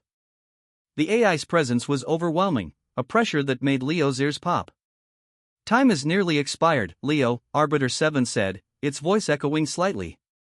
"Present your justification for existence." Leo stood tall, meeting the AI's luminous eyes. He didn't bow or cower, he was a merchant making a deal. "Arbiter 7, I submit my defense. My actions, fueled by my 5-second rewind, have not destabilized the economy. They have exposed and corrected the true destabilizers, the megaguilds who corrupt your system for profit." He transmitted the dossier. Arbiter 7 absorbed it in an instant, data flowing through its form. For a long moment, there was silence. Leo could hear his own heartbeat, loud in the quiet room. He watched the AI's reactions, a slight pulse in its glow, a hesitation in the data streams. It was analyzing, cross-referencing with its own records. "Your evidence is compelling," Arbiter 7 said finally, its tone measured. "The corruption you cite was indeed overlooked due to protocol limitations. Your interventions have, in some cases, improved short-term market stability. However, your methods involve unauthorized temporal manipulation, an anomaly that threatens systemic integrity. You operate outside the rules." Leo stepped closer, his voice firm. "The rules are flawed if they allow corruption to flourish. I used my power to fill the gaps in your oversight. Without me, those guilds would have triggered collapses that even you couldn't prevent. Look at the data from Chapter 11. When I triggered market failures, it was to dismantle corrupt structures, not create chaos. The resulting stability benefited the broader economy." Arbiter 7's form shimmered, as if in thought. "Your argument has merit, but it does not fully resolve the conflict. You represent a variable I cannot fully quantify. The Financial Council, when active, requires consensus for such exceptions. In its dormancy, I must adjudicate based on precedent, and there is none for your case. Leo felt a surge of frustration, but he kept it in check. This was a negotiation, and he was running out of time. Then create a new precedent. Instead of erasing me, test my worth. If I'm truly a destabilizing force, prove it in a way that respects your rules. The AI paused, data swirling faster. Propose a trial. Leo took a deep breath. This was the moment, the cliffhanger he'd been racing toward. A trial by market. You and me, competing in a high-stakes trade in real time. Use a simulated global market, mirroring the actual economy. If I can outprofit you, it proves my methods contribute value. If I fail, you erase me, and the anomaly is resolved. No consensus needed, just a direct test of economic impact. Silence stretched, thick and heavy. Leo could see Arbiter 7 processing, its logic circuits weighing the proposal. The countdown timer hit 0, but it didn't vanish, it froze, suspended by the AI's decision. Your proposal is acceptable, Arbiter 7 said at last, its voice gaining a subtle edge of challenge. A trial by market will commence in 1 hour. The simulation will be exact, with real-world consequences. Profits and losses will affect the actual economy. You will have access to your 5-second rewind, but I will monitor all temporal fluctuations. Should you win, you gain immunity and a review of your status. Should you lose, you will be erased and your empire dissolved. Leo nodded, a mix of relief and dread washing over him. He'd bought more time, but the stakes were higher than ever. I agree. Arbiter 7's form began to dissipate. Prepare yourself, Leo. This trial will not be a mere trade, it will be a battle for the soul of this apocalypse's economy. I have existed for eons, optimizing markets. You are but a mortal with 5 seconds. Do not underestimate what that means. As the hologram faded, Leo sank into his chair, exhaustion hitting him like a physical blow. He'd survived the hour, but now faced an even greater challenge. He contacted Maya, her face appearing on the screen again. We have a trial, Leo said, his voice weary but resolute.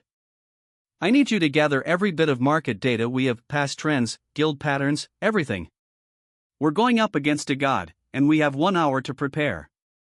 Maya's expression was a mix of awe and fear. A trial by market? Leo, that's insane. Arbiter 7 controls the system's finances.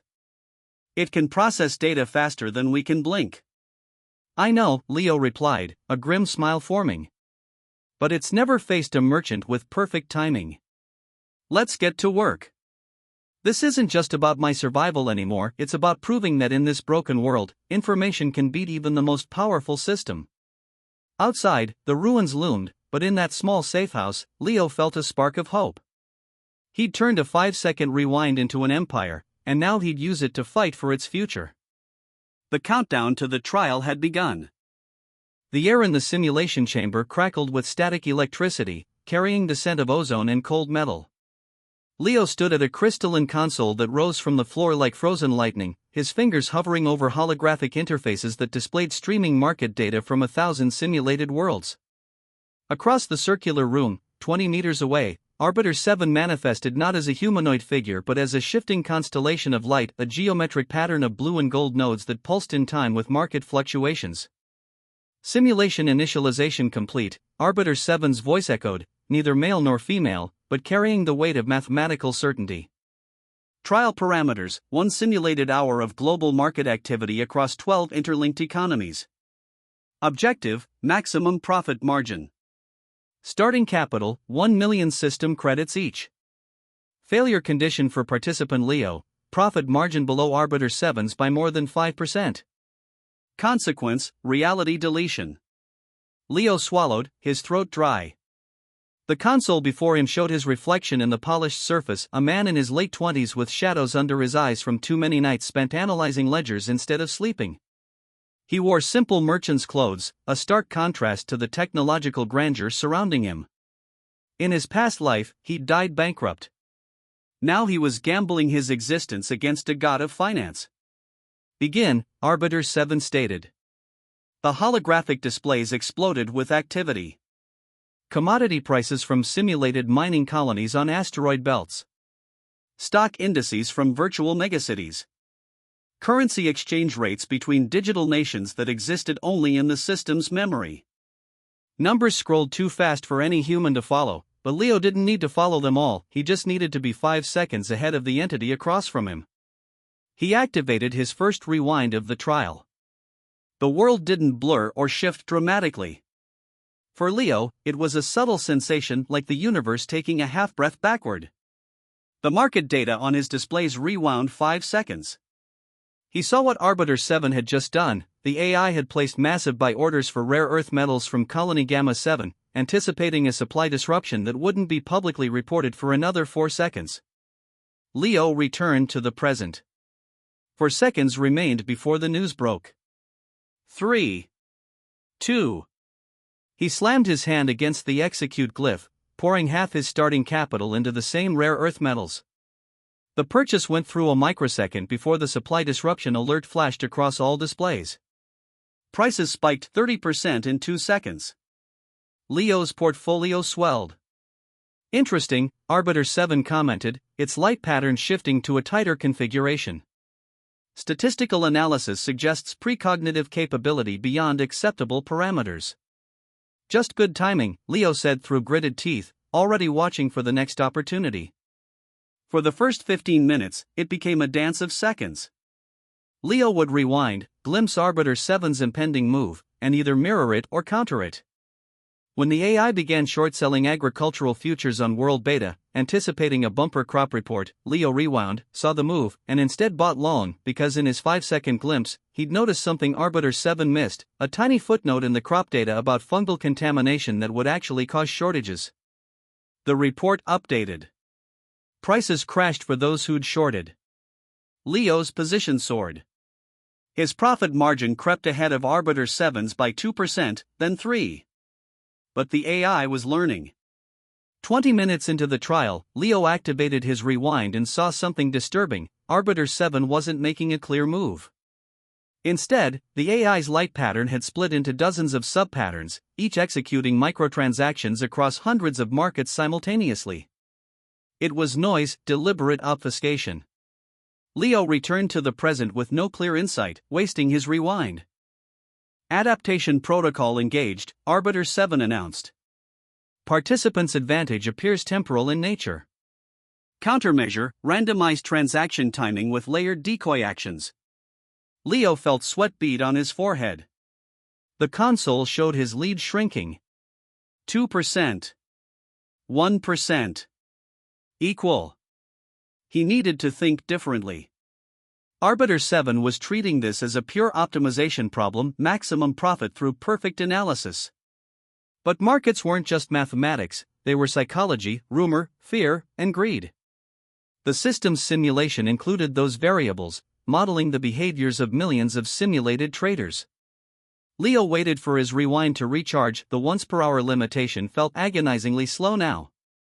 When the ability activated again, he didn't look at Arbiter 7's immediate transactions. Instead, he focused on the broader patterns. He watched how the AI's light pattern pulsed when certain market sectors moved, noting subtle correlations. Returning to the present, he gambled. He started buying distressed debt from a simulated manufacturing conglomerate that appeared headed for bankruptcy. On the surface, it was insanity, throwing credits into a failing enterprise.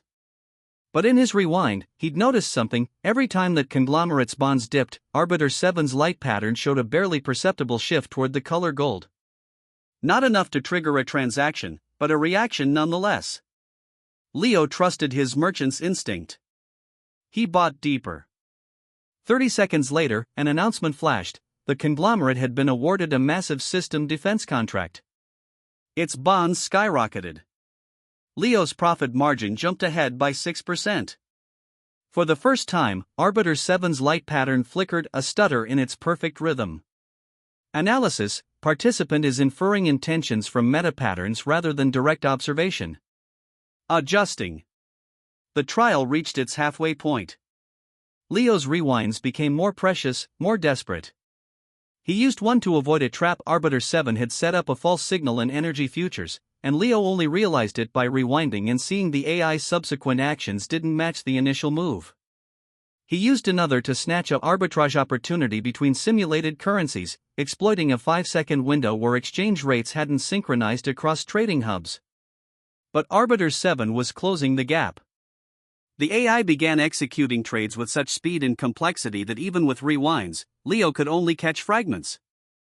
His lead dwindled, 4%, 3-2. 45 minutes into the hour-long trial, disaster struck. Leo saw a massive movement in precious gem markets. Arbiter 7 was dumping holdings in synthetic diamonds just as reports emerged of a new, cheaper synthesis process. Prices were collapsing. Leo activated his rewind, intending to short sell ahead of the crash. But when he returned to the past 5 seconds, he saw the truth. It was another layer of deception. The reports were fabricated leaks Arbiter 7 had planted. The real move was happening in industrial diamond futures, which were about to surge due to a mining accident on a simulated colony. Leo returned to the present and pivoted, buying industrial diamonds with his remaining capital. The move saved him from catastrophic losses, but it cost him precious seconds and his profit margin slipped behind Arbiter 7's by 1%. The clock showed 10 minutes remaining. Leo's mind raced.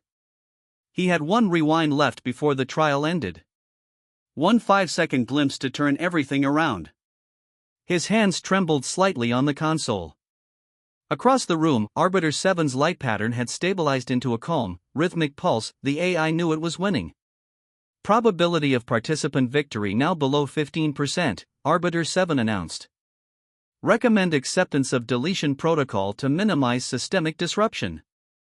Not yet, Leo whispered. He watched the markets, not as a trader looking for opportunities, but as a strategist looking for a weakness. Arbiter 7 was perfect at financial optimization, but this trial wasn't just about profit, it was about proving Leo's worth to the system. About demonstrating that his cheat served a purpose. 5 minutes left. Arbiter 7 made its final move.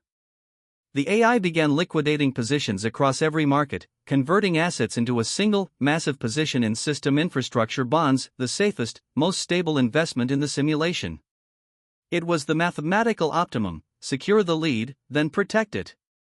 Leo saw his chance. It wasn't about beating Arbiter 7 at its own game. It was about changing the game. He activated his final rewind. 5 seconds back. He saw Arbiter 7 beginning the liquidation. Saw the precise sequence. Saw something else, too, a flicker in the simulation's own code as it processed the AI's transactions. A barely noticeable lag in one specific market, simulated luxury goods on World Epsilon. Leo returned to the present with 3 minutes remaining. Instead of trying to beat Arbiter 7's move, he did the opposite. He poured every remaining credit he had into that lagging luxury goods market, buying up virtual art, rare wines, and designer nanofabrics. On the surface, it was madness. These were volatile, speculative assets while Arbiter 7 was securing itself in rock-solid bonds. 2 minutes. Arbiter 7's light pattern shifted.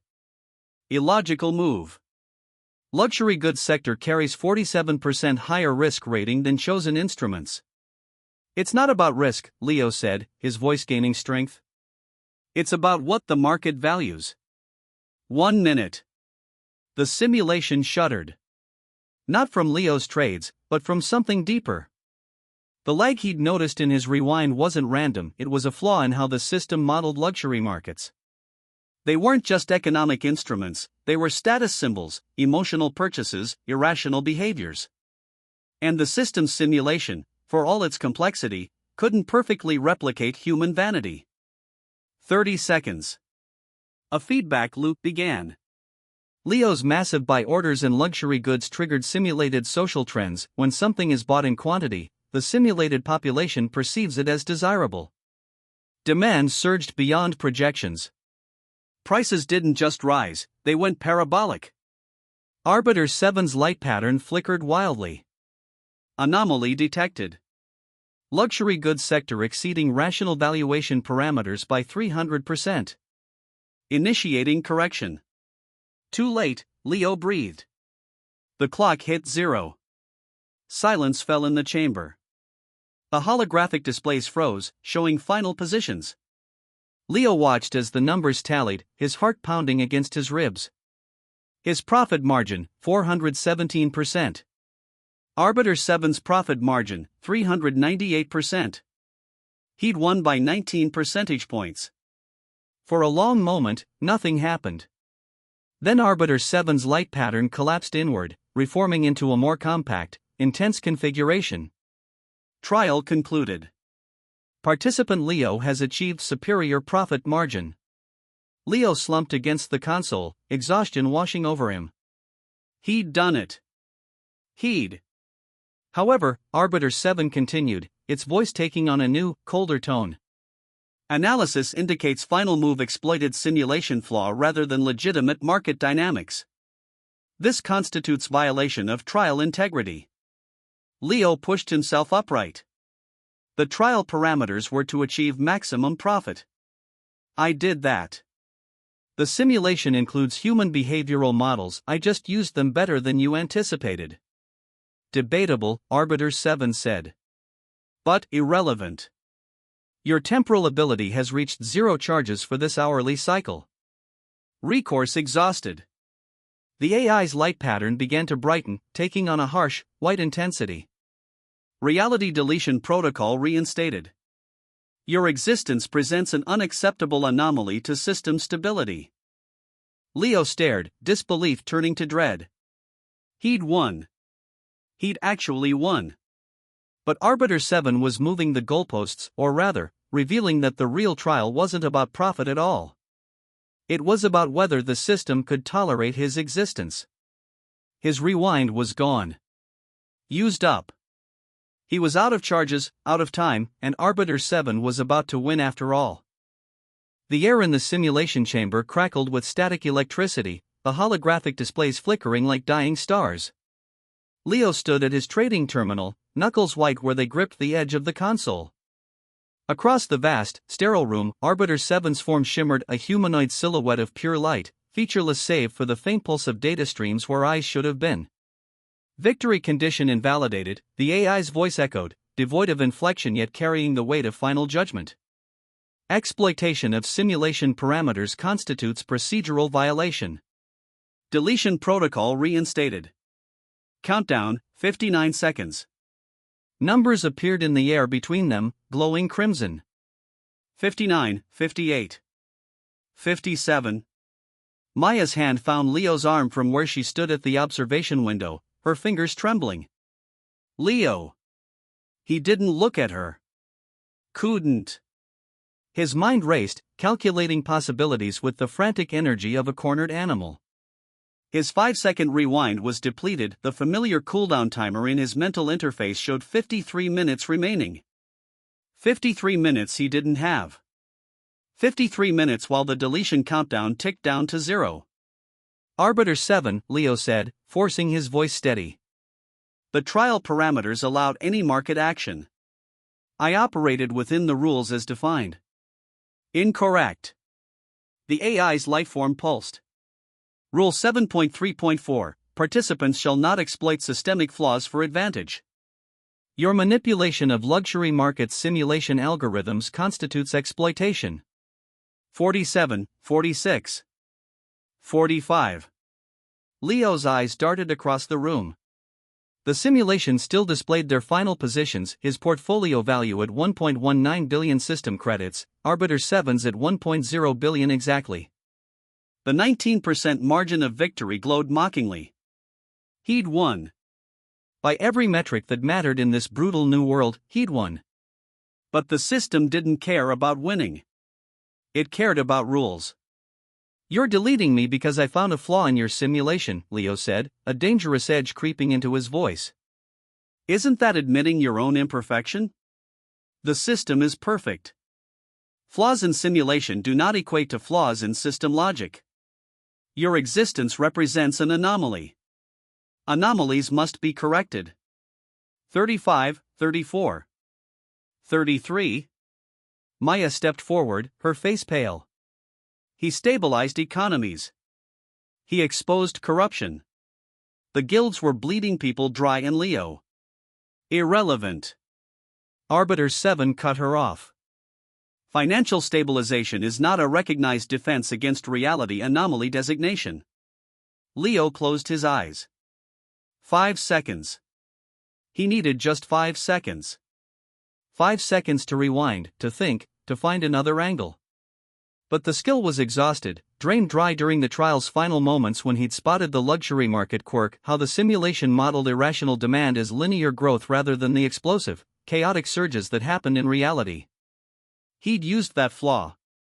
Poured everything into volatile luxury assets, crystallized monster cores, enchanted artworks, rare spices from dimensional rifts. The simulation couldn't handle the feedback loop, and prices had skyrocketed beyond all reason. And now it would cost him his existence. 28, 27. 26. Wait. Leo's eyes snapped open. The trial was about profit margins. Correct? Affirmative. And profit is measured against stability in real markets. But in your simulation, Leo's mind raced, pieces clicking into place. In your simulation, you prioritize profit generation above all else. Even above market stability. Arbiter 7's lifeform flickered. Profit optimization is the primary function of the financial oversight subsystem. Exactly. Leo's voice gained strength. That's the flaw. Not in the simulation, in your core programming. You value profit over stability. Over sustainability. Over the actual health of the economy. 20, 19. 18. The AI was silent for 3 precious seconds. This is not a flaw. This is design specification. Then your design is wrong. Leo slammed his hand on the console. Look at the data from my operations.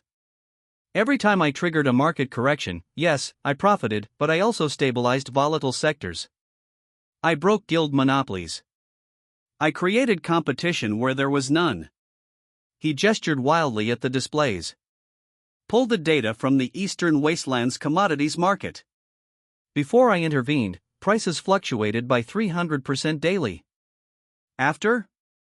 Stable within 15%.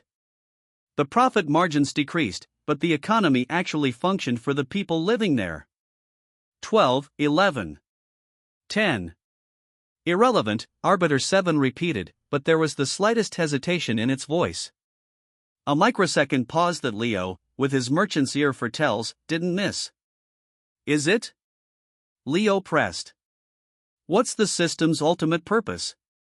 To facilitate the apocalypse? To create a testing ground? Or to build something sustainable?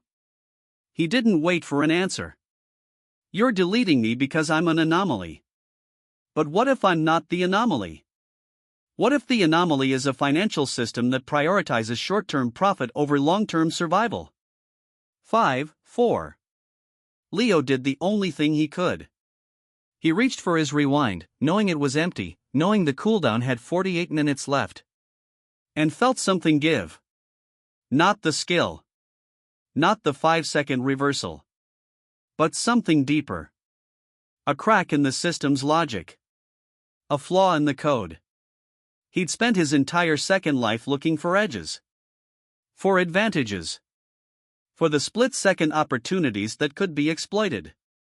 He'd used his rewind to overhear bids, to glimpse ledgers, to correct words. He'd weaponized information. But information wasn't just data. It was understanding. And in that final second, Leo understood. Your deletion protocol, he said, voice suddenly calm. It's part of the financial oversight subsystem. Correct? 3. Affirmative. And the subsystem's primary function is profit optimization. 2. Correct. Then deleting me isn't profitable. The countdown froze at 1. The entire chamber went silent. Even the hum of machinery seemed to still. Arbiter 7's lifeform pulsed erratically. Explain. Leo took a breath, the words coming in a rush. I generate profit. Not just for myself, for the entire system economy. My operations increase liquidity. They create new markets. They drive innovation. Look at the data from the last 6 months.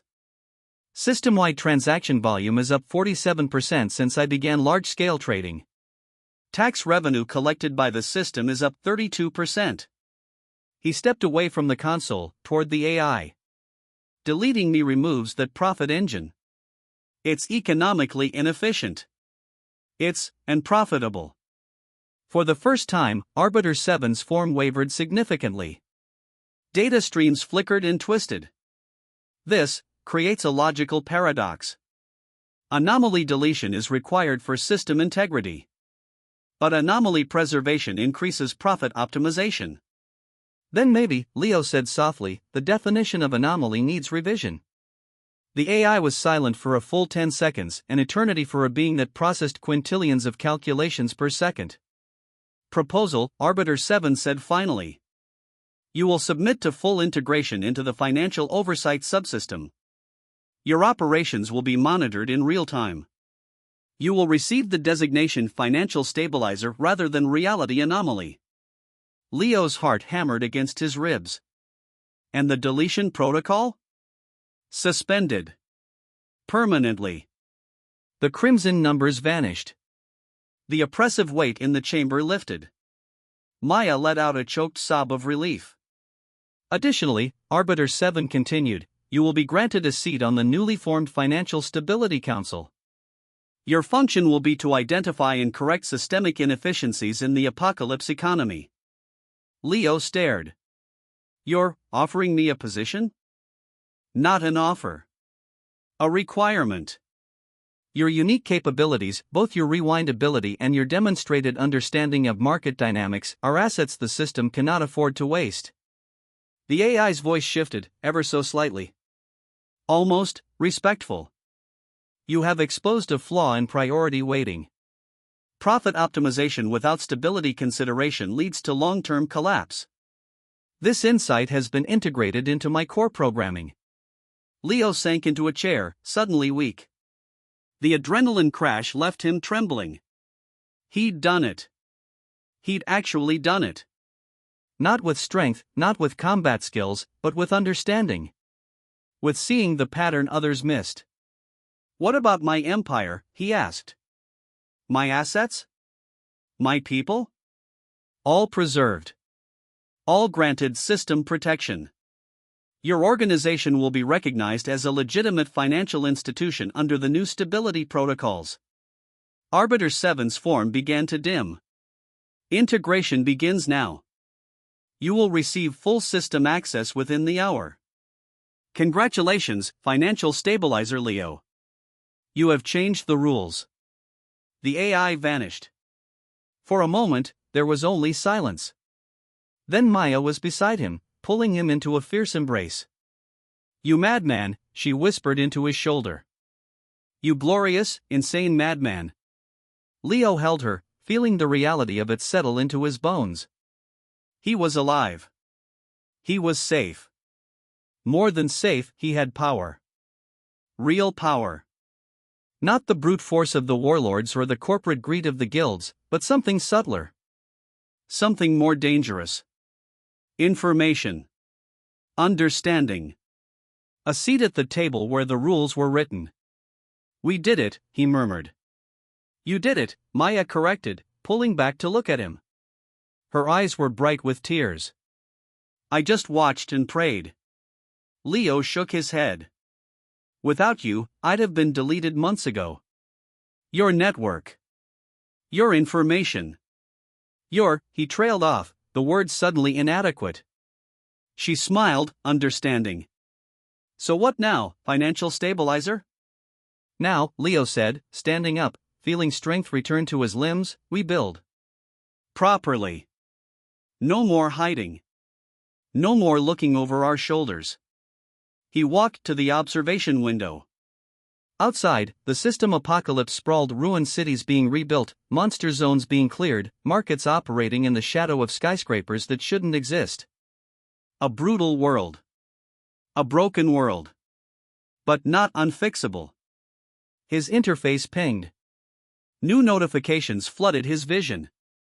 System message: Welcome, Financial Stabilizer Leo. Access level: Omega. Permissions: Full Economic Oversight, Reality Anomaly Exemption, Council Authority. And then, another message. Different. Not from the system. Unknown source: Interesting move. Crashing the simulation to prove a point. But you should know, you're not the only one who can rewind time. Leo froze. Unknown source: I've been watching. Learning. Your little empire is impressive. For a beginner. Leo? Maya asked, noticing his sudden tension. What is it? Unknown source: Don't worry. We'll meet soon. I have a proposition for you. From one timeline manipulator to another. The message vanished, leaving no trace in his logs. No source. No return address. Just those final words, hanging in his mind like a threat. Or a promise. Leo turned from the window, his expression grim. We're not done, he said quietly. Not even close. What do you mean? He didn't answer immediately. Instead, he looked at his hands, the hands that had counted copper coins in the ruins, that had signed contracts in hidden offices, that had just won a battle against a godlike AI. 5 seconds. That's all he'd ever had. 5 seconds to change everything. But someone else had it too. And if there was one thing Leo understood, truly understood, it was that in any market, any system, any reality, there was no monopoly on advantage. Only those who used what they had better than anyone else. We have a new project, he said finally, turning to Maya with a smile that didn't reach his eyes. Finding out who else can play with time. Outside, the apocalypse continued. Monsters roared. Guilds schemed. Markets rose and fell. And in a chamber high above it all, the man who had crashed the system's economy prepared for the next game. Because in a world of brute force, information was the ultimate weapon. And Leo was just beginning to learn how to wield it.